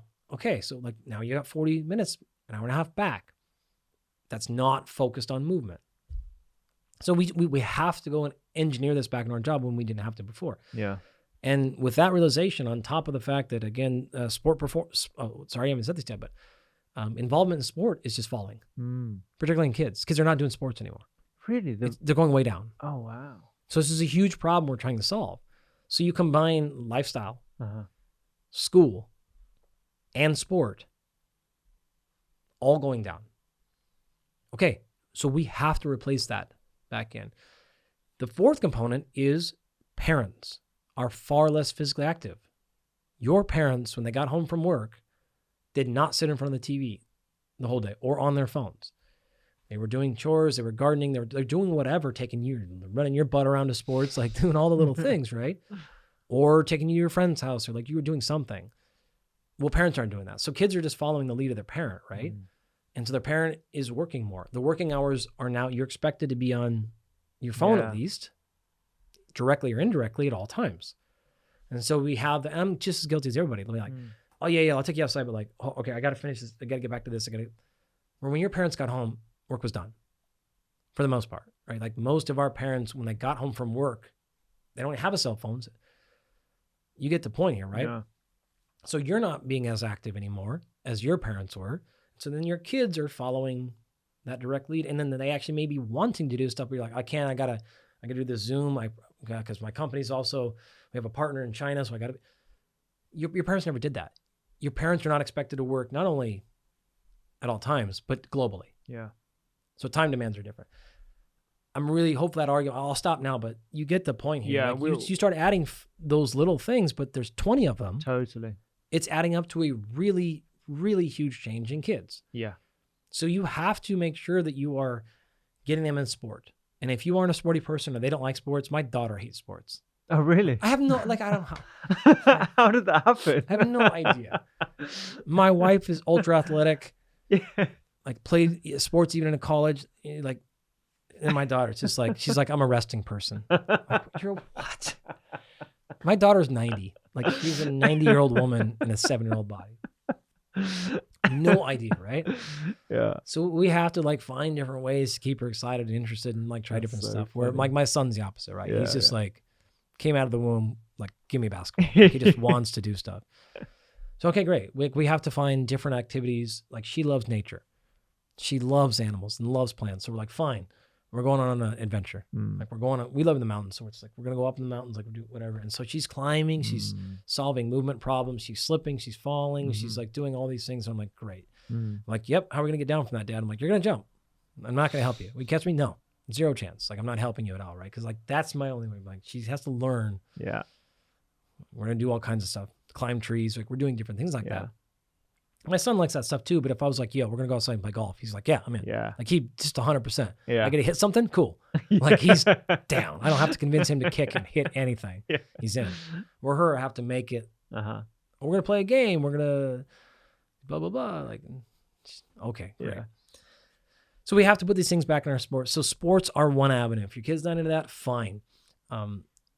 Make the world interesting. Obstacle courses are the best thing. No kid doesn't like an obstacle course. We've even started that now. It's phenomenal. We've got like this little, I know what you call it. It's like a tunnel. And then like we put it inside our house in the living room, and he just crawls through it. He 100%. gets around the other side, and then he crawls back through. And it's just like, it's great. It's amazing to watch. It's quite funny. So you put your kid in a hamster wheel. Yeah, basically. Yeah. Should you put sawdust down too? Yeah, I get it. Little treats are on the side. Yeah. That's phenomenal. Do that with your 8-year-old. That 8-year-old will still do that. Yeah. 100%. Okay. Like the kids like things. Yeah. They're typically in such a sterile environment. Uh-huh. Like they don't get access to that. So those things are phenomenal to do. You're going to have to keep doing fun stuff like that. So there should hopefully be lots of options of things you can do. The other big category is you got to go do stuff. Like you have to go do stuff. Don't just take them to the park and then sit on your phone. Again, I do it too. Like I'm guilty. Like, yes, I'm in the middle of work. Okay, great. I have 5 companies. Like it happens to me too. But you be there. You be on the monkey bars with them. You be on the bike with them. You do the stuff that they're learning, they're watching, they're solving problems that way. And they're learning, I didn't think I could do that before. So the creativity with movement comes from seeing peers and then you do that stuff. So yes, get them involved in other stuff, but the more you can engage, the better experience is going to be. I'm definitely seeing it even with my grandparents, right? So my parents rather, so his grandparents. They're on the floor with him. They're going on all fours. You know, they're sitting in different places that they probably haven't actually moved in that way for many years. Fantastic. And it's like, it's incredible to watch because I'm like, in my head, I'm like, this is really good for their mobility. They're probably moving muscles that they haven't strained for years. So yeah. So super important topic that I just don't think we can talk enough about. Yeah. I mean, it was amazing that, you said in your pod that you get asked about this. This is by far the most number of DMs and messages you get about not even close. Kids' health. Like, it's funny because it actually was, I don't remember exactly, but it was one of our lowest performing episodes we've ever done in terms of like all the stats. Yeah. But it was without question the most emails, comments, DMs, like not, I would say at least an order of magnitude, if not 20x what I've ever gotten in my life. Yeah. The amount of shares, the amount of other things I got, I'm like, geez. So I realized that not that many people have kids. Sure. So it didn't hit like if you do like a fat loss episode, they're going to get everybody, right? Yeah. But that one was the most, so I was like, damn. And it was really funny actually. So one thing about that is like, I came up with that idea. I was like, I want to do this show. And Rob was like, I don't know. And I was like, okay. I'm thinking about it. And then I brought it up to Andrew, and Andrew was like, oh, definitely do that. Yeah. Like, definitely. And I was like, okay, great. Yeah. And Rob's like, I don't know.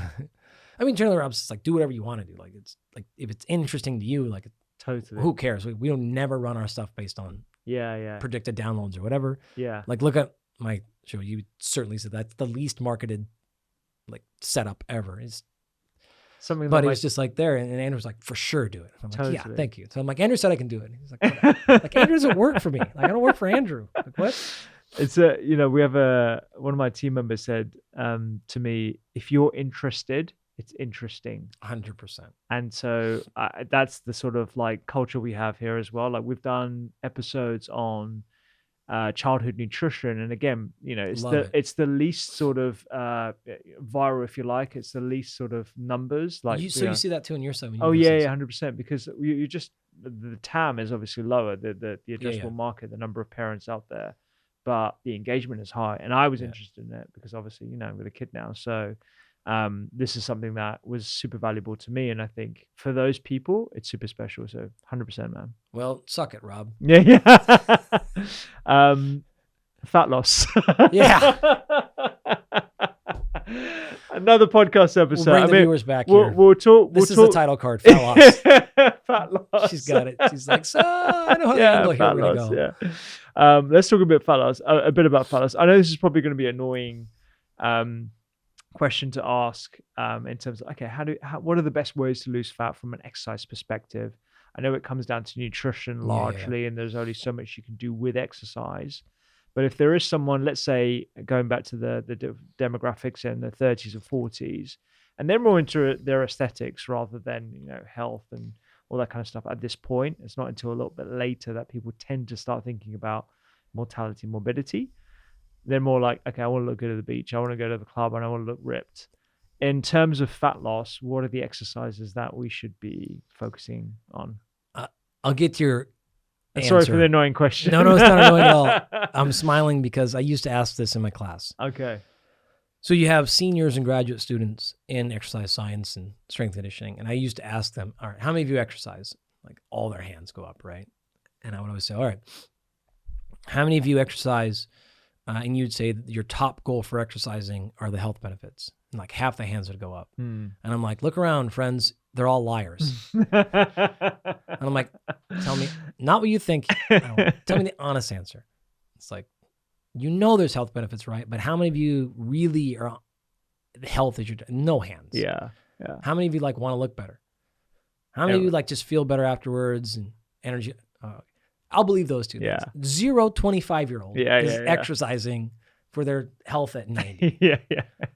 You're 30, you're there because you're like, I'm so fat. I got to stop being fat. I was like, or feel better, or I want to be jacked. Okay, great. Amazing. So your question on that, how do we think about exercise for that? Yes, very clear nutrition is how we get body composition, this side of the equation. I would advocate for a very similar, well-rounded program like I started with. Something that involves consistent, lower intensity stuff. It doesn't have to be intentionally low, but something you can do for time. You need to accumulate volume there. Something that is of a higher heart rate, and then something in the strength training realm. Now, none of those are going to drive the fat loss that much. In fact, I had Herman Poncer on my show last season. And his research, he's out of Duke. I think he's made a pretty compelling case that the energy that you burn and expel via exercise is in large part going to be matched with an equal down regulation of expenditure. It's super interesting, that, isn't it? It's tough, right? Yeah, it is really tough. So the caloric expenditure on itself is not the primary benefit we're getting from the exercise. So some people have misinterpreted his work, and I asked him very plainly on my show, no, I have never said that. People have quoted my work to say that, therefore you do not need to exercise to lose. You don't need to. Ever watch the show Survivor? Yeah. They all lose a bunch of weight. Yeah. Why? Because they just starve. You just don't eat and you will lose weight. That's never what we're really talking about, though. What we want to talk about is how do I lose primarily fat and maintain or maybe even gain muscle, and then also not feel like I'm a horrific human to be around because it's so miserable and I'm suffering. That's why exercise starts to matter. So when you start looking at the randomized controlled trials that have been done that incorporate things like strength training, you start seeing things like, well, you may not lose any more fat because of strength training, but you may preserve muscle. Maybe that doesn't even happen, but your long-term fat loss maintenance is generally accelerated. So people that use exercise in combination with nutrition tend to keep the weight off longer. And that's what you want, right? You want to not just lose the weight now, right? You want to come back 3 years later and to be at this new level still, right? That's when exercise starts to play in the equation. So it's the preservation of muscle mass, of course. It's all the other benefits that we talked about, bone mineral density, all the other lovely benefits for mental health and productivity and cognitive capacity and recovery and sleep that we get. So there's these tangential and tertiary benefits that we get with exercise we're also getting. You're establishing long-term health practices, so on and so forth. But even if we're staying just specifically within the fat loss, the carrot I would give one is you're probably, based upon the research, more likely to keep that fat off if you incorporate strength training in addition to your nutrition and your counseling and all the other stuff that you're doing. So from that perspective, Because some people will use the argument that like, well, high intensity intervals burn more calorie per time. Therefore, that's best for fat loss. Mm-hmm. Well, you do burn more calories per time. But as we kind of opened up, the calorie expenditure may not matter anyways. But that's still good. It's great for glycemic control. Mm-hmm. It is great for hormonal regulation. It is great for immune function, which are now going to support you staying on a lower calorie diet for a longer period of time. And so when you combine that, that's why I advocate for do some stuff that is consistent at a longer time domain. Mm-hmm. We're now checking the box of things like VO2 max, capillarization, vascular health, mitochondrial health, metabolic flexibility. Like that's coming in large part from that realm of exercise. Do something at a higher heart rate. Checking many of the same boxes. Phenomenal for blood pressure regulation. Mm-hmm. Great for metabolic health, metabolic flexibility. It's great for lactate production, which is insanely important for brain health and a billion other things. It is anti-carcinogen. Like it is super effective for many similar things, but some special things. It is the only way you can actually achieve these huge improvements in buffering acid. Right? You're not going to get much of that with lower intensity exercise. And then you use strength training and it's the same thing. Like we could add more stuff where now we're getting bone health involved. Now we're getting different aspects of muscle quality. You're still getting glycemic control. You're still getting some caloric expenditure. Maybe you're adding muscle. Adding muscle adds a very small but important increase in basal metabolic rate. Mm-hmm. Not nearly as much as people think. Mm-hmm. But this is a quote unquote, if I just lost you there, this is like one of the only few real ways to what's going to feel like boost your metabolism.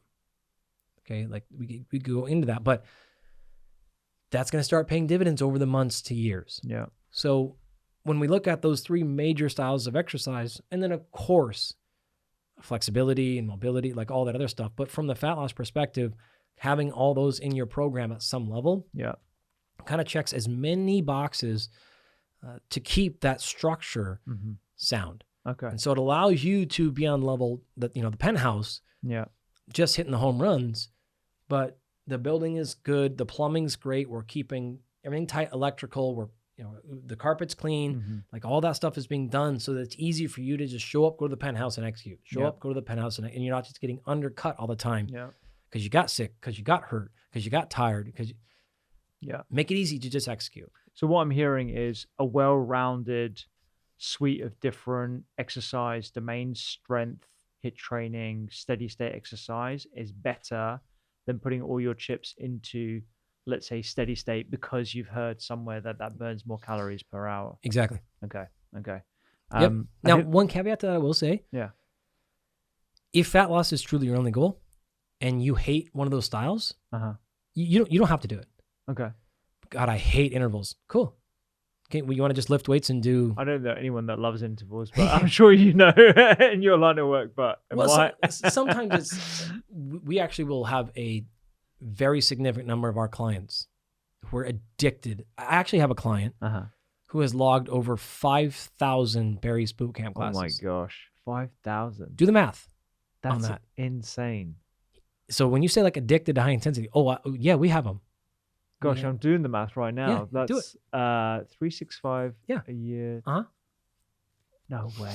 Like over 10. When did barriers even start? I didn't realize they were around for that many years. Multiple times a day, every day. Oh my God. That's and we have a non-small amount of clients that will do maximal heart rate every single day, if not multiple times a day. Not our athletes, like very clearly not our athletes. Wow. Okay. So there are a load of people who are really quite addicted to intervals. Okay. I can explain to you why that happens, but it's a non-small amount of people. I love the feeling that I get after doing a HIIT training exercise, but I don't think... Yeah, there is a whole handful of things that can happen where actually people feel more normalized at that heart rate. Really? Yeah, it's almost masochistic in some way. It's physiological. It's chemical. It's not necessarily. There's other components to it, but the short version of it is these tend to be folks who lack down regulation skills, and they will actually feel it's weird to say this, they will feel the most normalized and down-regulated at maximal heart rate or close. Okay. Because their physiology is operating like that.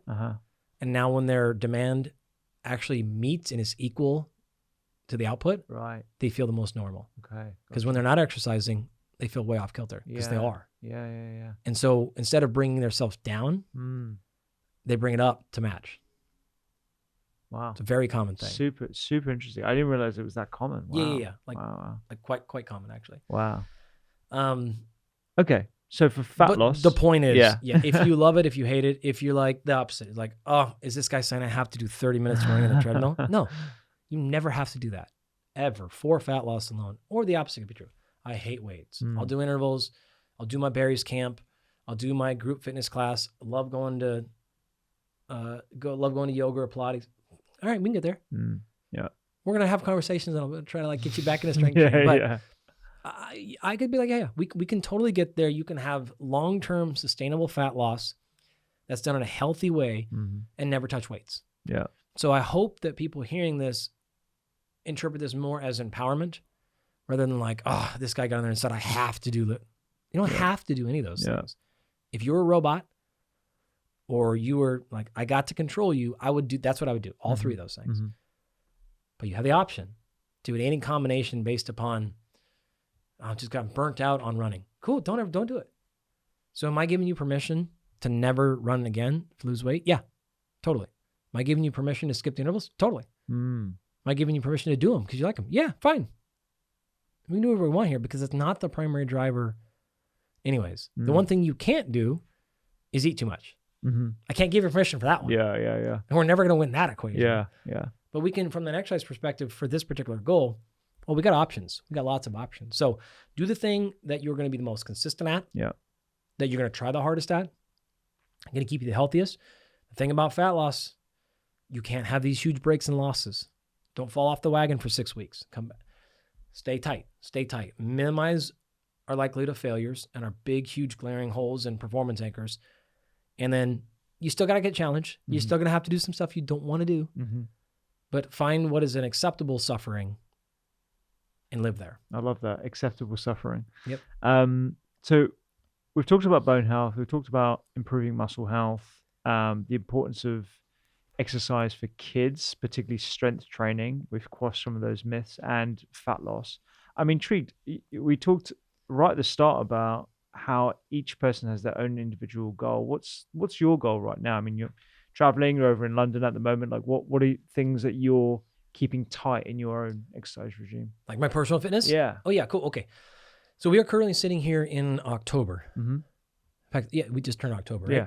I don't know when it's going to come out, but behind the scenes, there you go. Fourth wall, we just crossed. I'm recording this now. I'm an outdoor person. This is what I love to do. In the fall in particular, because my outdoor activity is hunting. So I come from the West Coast. So out big west, sorry, jumbling that all up. West Coast America hunting means mountains. And so this is not like a East Coast hunting where you're going to sit in a blind and wait for something to walk by. We're going to be up big mountains. We're going to be up 8,000, 10,000 feet of elevation. And you're going to be going miles a day up and down. Gosh. So most of my summer training into the fall is leading up for the assumption that I'm going to be walking, changing elevation 4,000 to 5,000 feet, in a day. And I'm going to be walking 6 to 10 hours and I'm going to be moving. And then I'm going to have to be able to do that, find the animal, get calm, execute on whatever, thing we're doing. That execute sounded terrible. I didn't mean it that way. Sure. But I was trying to avoid that, but oops, sorry. Apologize for you anti-hunters out there. And then we're going to have to carry the thing back, make it back to camp, do all those things, right? So it is very, intervals are a little bit part of it, but it is up and down. Yeah. It is pack driven. It is a lot of muscular endurance. It is corrective. It is staying healthy. It is being able to perform with probably under calories. So it's doing a lot of things like that. So I'm strength training probably 3 days a week, for sure 3 days a week. They're all total body sessions. I'm not maximizing hypertrophy. I'm not maximizing body composition at all. I'm not maximizing strength. What I'm doing are all movements that are, it's hard to explain. It's things that we generally don't talk about in media. So it's a little bit difficult, but it is learning and emphasizing movement patterns is the primary goal. So my exercise might look like, like I'm not going to do a barbell back squat, for example, right? What I might do something like today I'll leave and I'll do a front foot elevated on my toe only kettlebell split squat. Oh, right. Right. So I'm getting, by elevating my front foot, I'm able, when I go down and my back knee touches the ground, I'm at a really deep angle. So the stretch on my glute is really high. And then only my toe is on the implement. So my foot, ankle, and feet have to be strengthened. Okay. That's the thing that'll kill you on long hikes and boots. Right. Your feet just get destroyed. Wow. So I'm working my glute primarily, but I'm also touching my feet and my Achilles and my toes and all that stuff. Not physically touching, but from an exercise perspective, right? In the bottom position, I'm going to be holding for probably 2 seconds. I'm not sure what today's program is, but usually like a 2-second hold for isometric, for contraction. This allows me to keep the load lower, but the stimulus high. But it also has a reasonably low fatigue ratio. I'm not going to wake up tomorrow just destroyed from that. Although in the workout, like I'll be pegged on that thing. That, and then like the next exercise is going to be a combination of something probably like a split squat stance, cable pull down from like, if you're watching, my right hand will cross my body over in front of my left shoulder, and I'll pull from my left shoulder down to my right hip. Okay. So it is still a pull, but it's a modified. I'm getting a slight bit of rotation there. And what I'm working on actually is a connection between my left back, the backside of my left shoulder to the backside of my right hip. So it is a sling, is what we call a connective tissue sling. I'm still pulling with my hand. I'm still getting grip stuff done. Yeah. I'm getting a little bit of biceps action there, and I'm getting rotation. I'm keeping my spine moving. It's loaded, but I'm not loading it with hundreds of kilos in a dangerous fashion. So this opens up my back because your back gets really stiff carrying packs over. So I'm doing a more complicated movement. I don't even know what the name of that exercise is, right? Yeah. But it's more of going like, okay, get this in this position for this, get it over here, get a little bit of an angle that way, and then we're going to pull across and down. Yeah. And that complements that previous exercise really, really well. So it's stacking a bunch of multi-step movements like that together is all of my training. So it's upper body, lower body. It is multi-joint, but it is almost always a upper and lower connection in the same exact exercise. Yeah. Is what we're doing. So I love that. That's like a real sort of insight into how you're connecting your training to your ultimate goal, which is to improve your hunting and the ability to hunt with, which sounds like such a complicated activity. I mean, I've never hunted myself. I think I've shot bird, and that was one of the best meals that I ever made for myself because I was connected to every element of that meal, from the animal to the vegetable, everything. But hunting, I've just thought, oh, you go for a little nice walk and then you sit down, and I've never really thought about it from the perspective of elevation and mountains. It kind of looks like that in England. Okay, yeah. It's Big West hunting is just a very different thing. Yeah. Right? So you're out there in the Tetons, you're out there like in the Cascades and Olympics, like you're just like big mountain ranges. Wow. And when you see something, you're probably 7 kilometers away. Gosh. And then it's a whole bunch of up and downs and rocks. Oh my gosh. Because the world is so big. Yeah. Something that's close is nowhere near. Yeah. So it's long range stuff and stalking and like all kinds of stuff. So wow. And then you're just going to fail almost every day. Yeah. So like that's just, by definition, you're going to lose every day for the most part. So I'll do the strength training piece 3 days a week. And then I'll do 1 day a week, very similar to what I actually talked about earlier, where I'll get to max heart rate. And that's because I have to have the ability to be like, oh man, we got to go climb this thing. It's 1,000 meters and it's 45% incline with our pack because we saw something. We got to get up there, get in position, and then bring your heart rate back down, to be able to control your weapon or stalk, or not have the animal hear you going like the wild hears that. And they hear that as not something calm. You're like, whatever happens over there, be scared. And then another day of the week is actually a lower, it's not steady state, but it's not interval based at all either. And that's just to put mechanical efficiency in and put metabolic efficiency and all those things. But then what I do after both of those conditioning sessions is, and I can't say too much about this, but we have a brain enhancement program that we're building. And so I'll actually do those brain drills after the fatigue. Really? For the enhancement of that. So that's something that we're going to release probably in the beginning of 2026. Wow.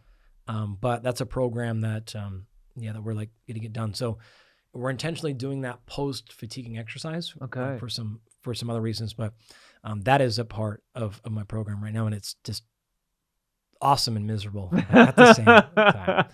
So the goal is, getting ready for fall hunting season, but then also that brain program. And so the exercise is intentional for those things right now. Incredible. That sounds amazing. Yeah, it's super fun. I love it. Yeah, I love it. I can tell you light up when you started talking about it. So one thing I want to mention here is I don't program my own exercise.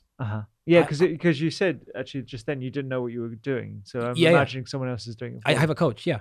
I hire somebody, Tim DiFrancesco.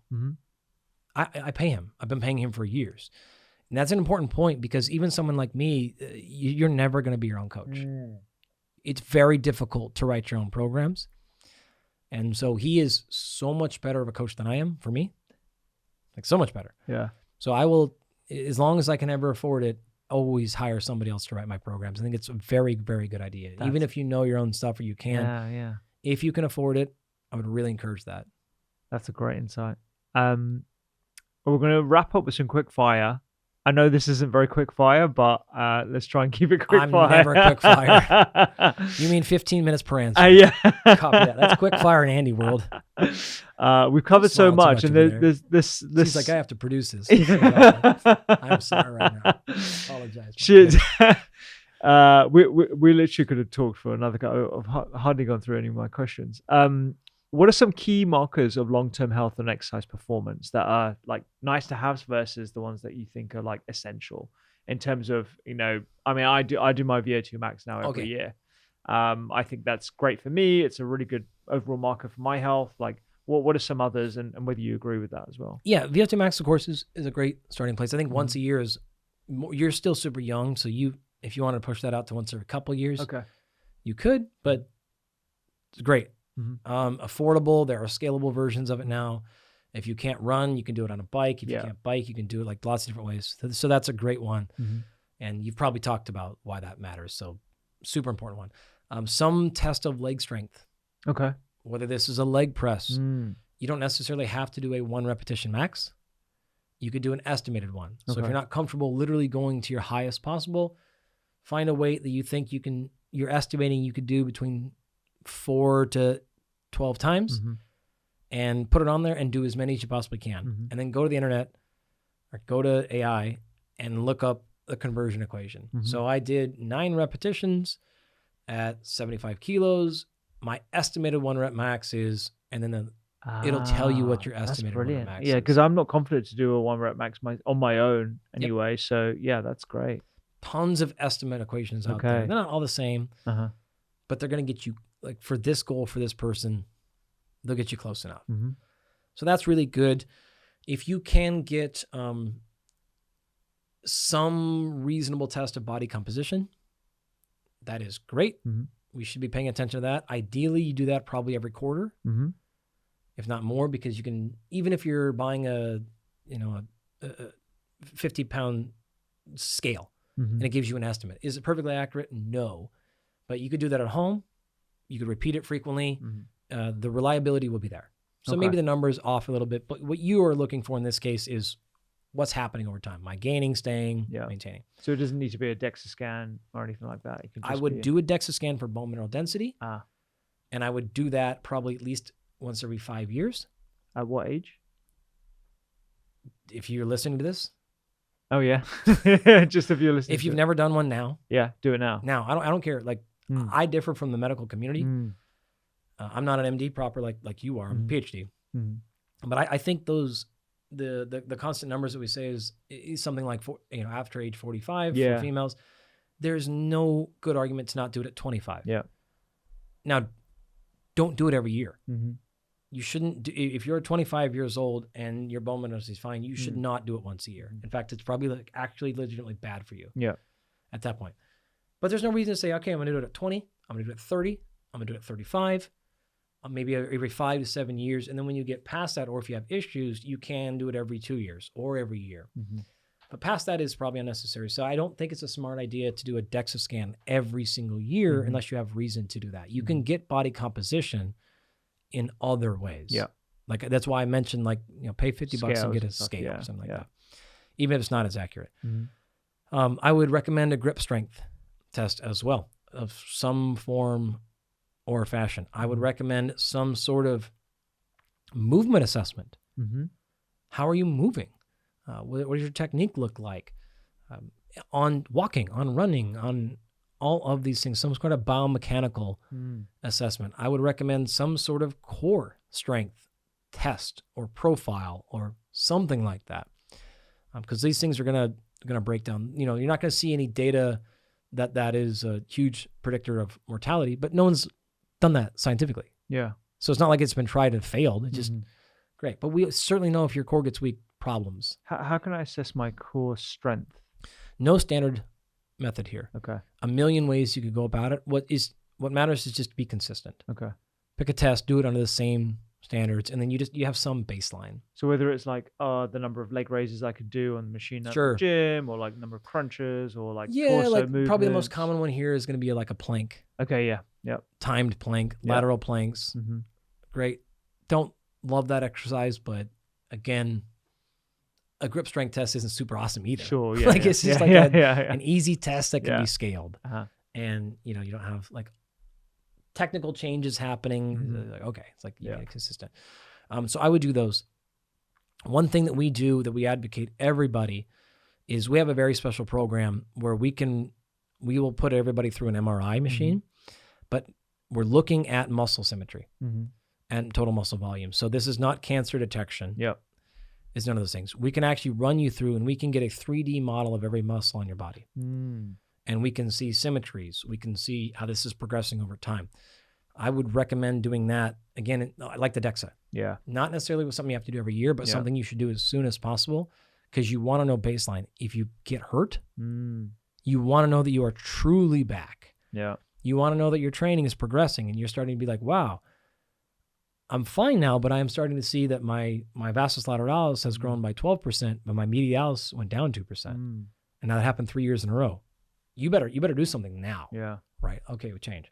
You might not see that at all, but we can see that there. Yeah. So now that technology is available, that's a very popular program that we have. People love to run that muscle analysis program.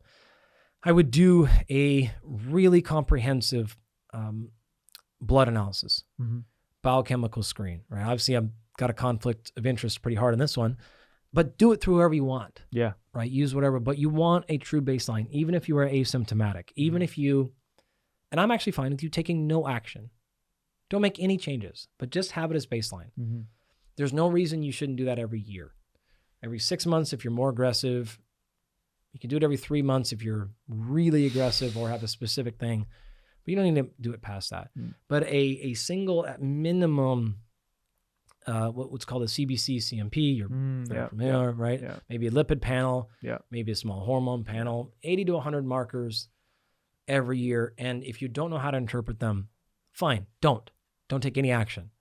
But stack that data over years, and it might matter in 10 years. Yeah. It might matter in 12.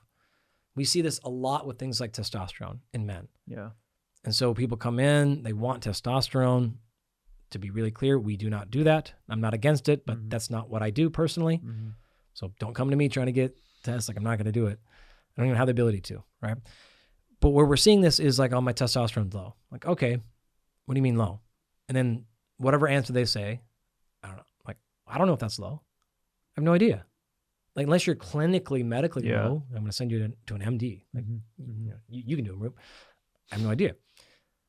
But your symptoms, oh yeah, my sexual desire, my energy, my recovery, my growth, it's harder to put up. Okay, fine.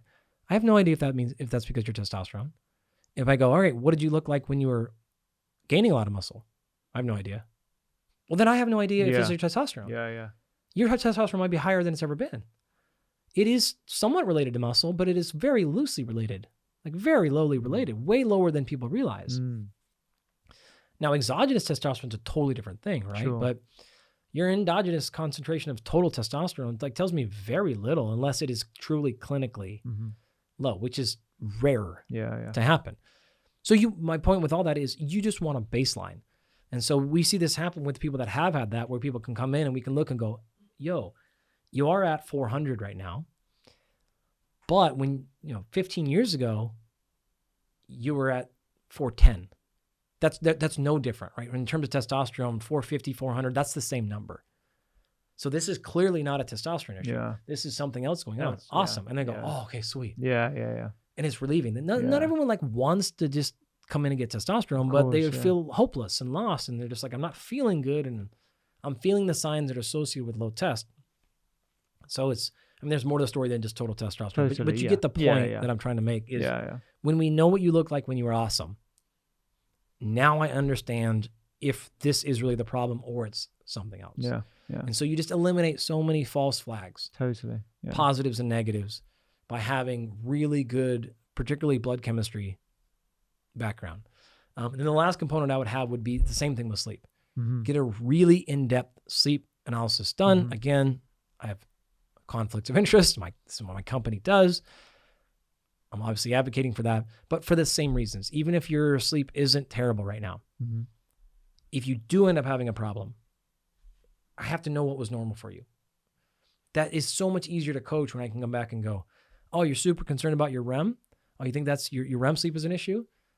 Well, we looked at your data and your REM sleep is higher than it actually used to be. Oh, but I'm not feeling cognitive. Okay, well, fine. I agree with you. I'm understanding you, but it's not because of the REM, because it's actually higher than it was before. Yeah. Which is really common thing for us to find. The trackers and stuff throw people into such anxiety and panic when there's so many issues with that. But the reality of it is when we have that baseline, we're like, well, you're super, you're convinced that this is a problem with your deep sleep. But our data from 3 years ago, when you said you felt great, show that you're actually in the same spot. Yeah. Can we let go of that now? Can we work on something else? It's actually over here. How does one get tell us a bit about the sleep analysis, Absolute Rest, your company. What does it actually look like? And because I don't think many people have actually thought to do a sleep study themselves unless there was something pathological. Yeah. Okay. Actually, really good point here. So I won't make this a sales pitch, but when you think about sleep and you think about every longevity company, every wellness practitioner, they're always going to say sleep's core. It's the most important, right? Absolutely. Like every marketing and branding campaign company is like, we do movement, we do mental health, we do sleep and nutrition, right? Yeah. And then what do they do for sleep? Nothing. They give you a tracker. You're like, okay, great. So you're like, I spent $12,000 on a red light bed, and then you gave me a $300 tracker. Like, what? You said this is the core of your thing, and you gave me like a questionnaire and a tracker? Yeah. And that's because there was, prior to us, there was no solution besides that, right? You could you could go to a sleep hospital, and I'm not going to bore you with why that's it's terrible, yeah. It's like somebody's watching you through the window. Just like sleep normal. I'm going to watch you the whole night in this hospital bed, and you got wires everywhere, but sleep normal. Yeah. For sure, right? And then the only thing that's going to come out of that is drug or CPAP. Yeah. Which are awesome when you need them. Yeah. But for most people, you're like, this is not helpful. Yeah. So no one's going to prophylactically be like, I'm going to go to a sleep hospital. I sleep great, but I'm going to go through that experience. Like, no, you're not going to do it. And so we saw that as a problem for a lot of our people. In fact, my co-founder, Josh, was the guy was a part of the groups that were doing the neurological testing in space. And some of our other people that helped us get going early were the folks that were building the circadian rhythms for the International Space Station. And we're looking at this being like the best solution we have for astronauts. Like we're literally sending, no offense, we're literally sending Oura rings to space. We're like, oh my, what are we doing? Really? Yeah. Oh my gosh. There was no other option, right? You either go to a sleep hospital or you get a tracker. Oh, wow. And then, at the time, 4 years ago, I had probably 4 or 5 of the highest contracts in sports. And I had the same sleep options.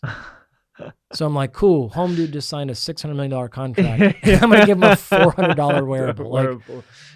And sleep. Okay, great. And it's like, oh, I have a personal chef and a dietitian. And you're like, what about sleep? I got to track it. I got to track it. Yeah. It's like, okay. So we're like, there has got to be better options. Yeah. And so we said, like, throw it all away. And if we had to get better at sleep, we had to get better at sleep. If my company was on the line, my life was on the line, what would I do? I would not give you a $300 tracker. Awesome. 400, doesn't matter. So we said from the top to the bottom. And what we came up with was the following. First step, we have to know exactly how you're sleeping. And we have far better technology. We can now run a full medical grade clinical sleep study on you from your house. And we can do it every night. We don't have to have wires and things going everywhere. And we were the first ones to get FDA approval. We're going to run a medical sleep study from you with a wearable. This is not a daily, you don't get your step count with our thing. Like, we're not like giving you daily motivations. This is a medical clinical device that can be done. We have that, and now we understand exactly how you're sleeping. And it's not sleep staging. It is far more detailed than that. I'll save all the details, but just trust me, It's way better. That's why we have our level of approval. But now the question is, nobody has ever hired me or hired you to buy a test. What they're hiring you for is to solve a problem. So you only run the test because you think it gives you information that helps you solve the problem. That's how it's supposed to work, right? So knowing how you're sleeping is not helpful unless we can connect it to why you're sleeping that way. So we want to know why you're sleeping that way. So we have the information on exactly how you're sleeping. And now we start to look at why. Is it pathological? Meaning, do you have a legitimate sleep disorder?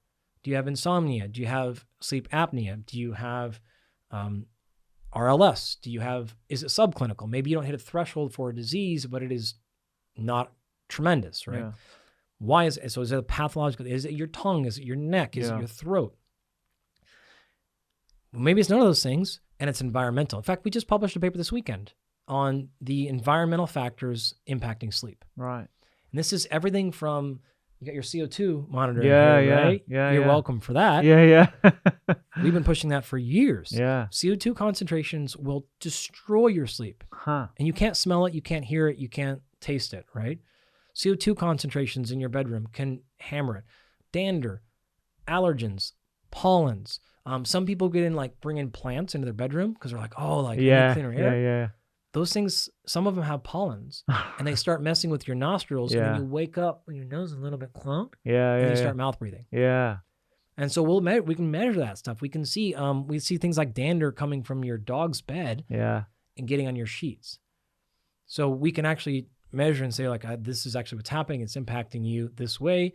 And then because we have the technology that's so sensitive, we can start to see this happens at 2 a.m. So maybe the dander concentrations are low enough below that, but they hit a threshold at 2 o'clock, and then all of a sudden, boom, we see you start moving more. When the temperature hits a certain concentration, we start seeing you having more arrhythmia.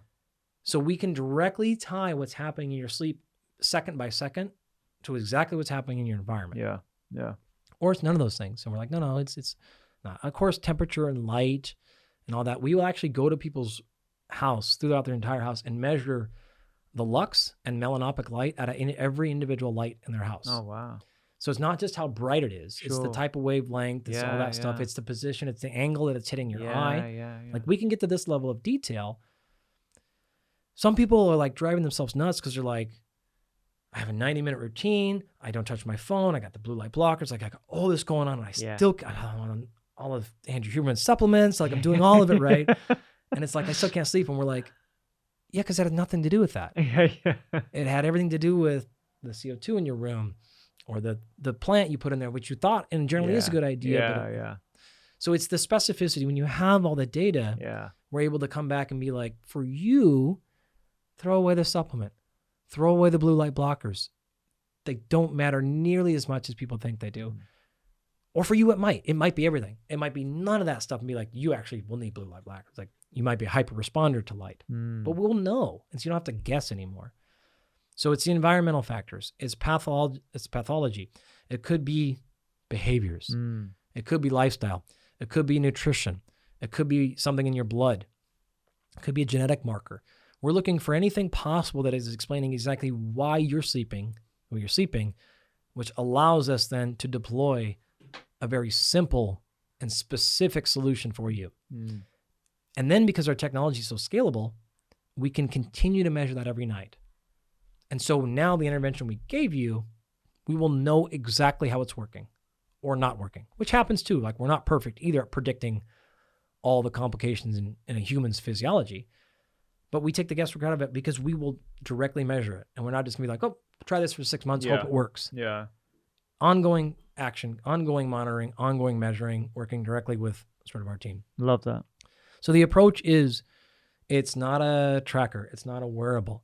It is a really comprehensive coaching service. Yeah. And testing and all that. So we're here for in London for the month of October. We had so much demand out here. We've never been able to offer it internationally. So we're like, yo, can we come to London and do it? But you have to do it here. Yeah. While we're here. Yeah. Because once we go back. Oh, really? That's it? It's done. Oh, wow. Okay. So like the timing wise. Yeah. Because we have to come to your house. For sure. Yeah. Like we have to go to your house and do this and set the stuff up and teach and measure and do all this stuff there. The ongoing coaching can happen afterwards. Yeah. But the assessment has to happen while you're here. I mean, it makes total sense given how important sleep is and how poor the current technology is in terms of availability of honing in exactly what you've got wrong. We also have, by the way, the only FDA approved actual measure of sleep quality. Okay. Yeah. So all the other folks that are doing sleep trackers. And I know when you're not in the USA, the FDA doesn't matter. Sure. But we're just using it as a litmus to say, like, we have a higher level of scientific accuracy. For sure. And we can actually give you a number of quality. Yeah. Where no one else, like everyone else is proprietary. Like, yeah. I'm selling pretty hard. Yeah. Like it's important. No, it's all good. It's very important. I mean, so just the end of our quick fire round. So what happened? We were on rapid fire. Yeah, we're rapid fire, but it's all good. It's all good. You. I said this is gonna be 15 minutes. I'm glad we went deep into sleep because it is something that, even though it does get talked about, there isn't a very good marker of success and a coaching program, like you said. So I think it's super important. And I think the audience will be really interested in that as well.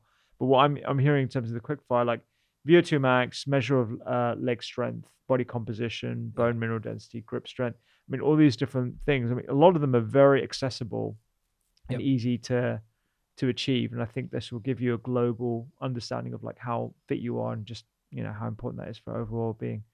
Andy, this has been great. Was that your first rapid fire question, by the way? I think that was like question one. You probably I think we're gonna wrap up there. Oh, have to. But Andy, honestly, I'd love to next time you're in London or when I'm in the States, I would love to do a round two because we've got so many other questions. Haven't asked you about collagen or specific supplements or protein, but we'll save that for another time because I know you're on a short time scale here. But absolute pleasure, honestly. Thank you so much for your work. And I know you don't post your pods very often, but I think it's quality rather than quantity. And I think there's such a backlog of great episodes that people can dive into if they want to go into bone, if they want to, have a conversation around metabolism. Like you've got episodes on that. So I highly recommend people dive into those. I appreciate that. We do 10 to 12 episodes per year. Yeah. I cannot do the weekly stuff. Yeah, it's a lot, man. It's too much. So season 3 will come out January-ish 2026. Oh man, I can't wait. But you got plenty of time to go back and listen to the first 20 or so episodes. And get caught up. Yeah, that's great. Thank you so much, man. It was a great conversation. I had a blast, and that's a pleasure. If you loved that episode, you will love the full library of podcasts from the Doctor's Kitchen Library. We talk about everything from inflammation, supplements, and food as medicine. Just like this episode right here. You can click it right now and check it out.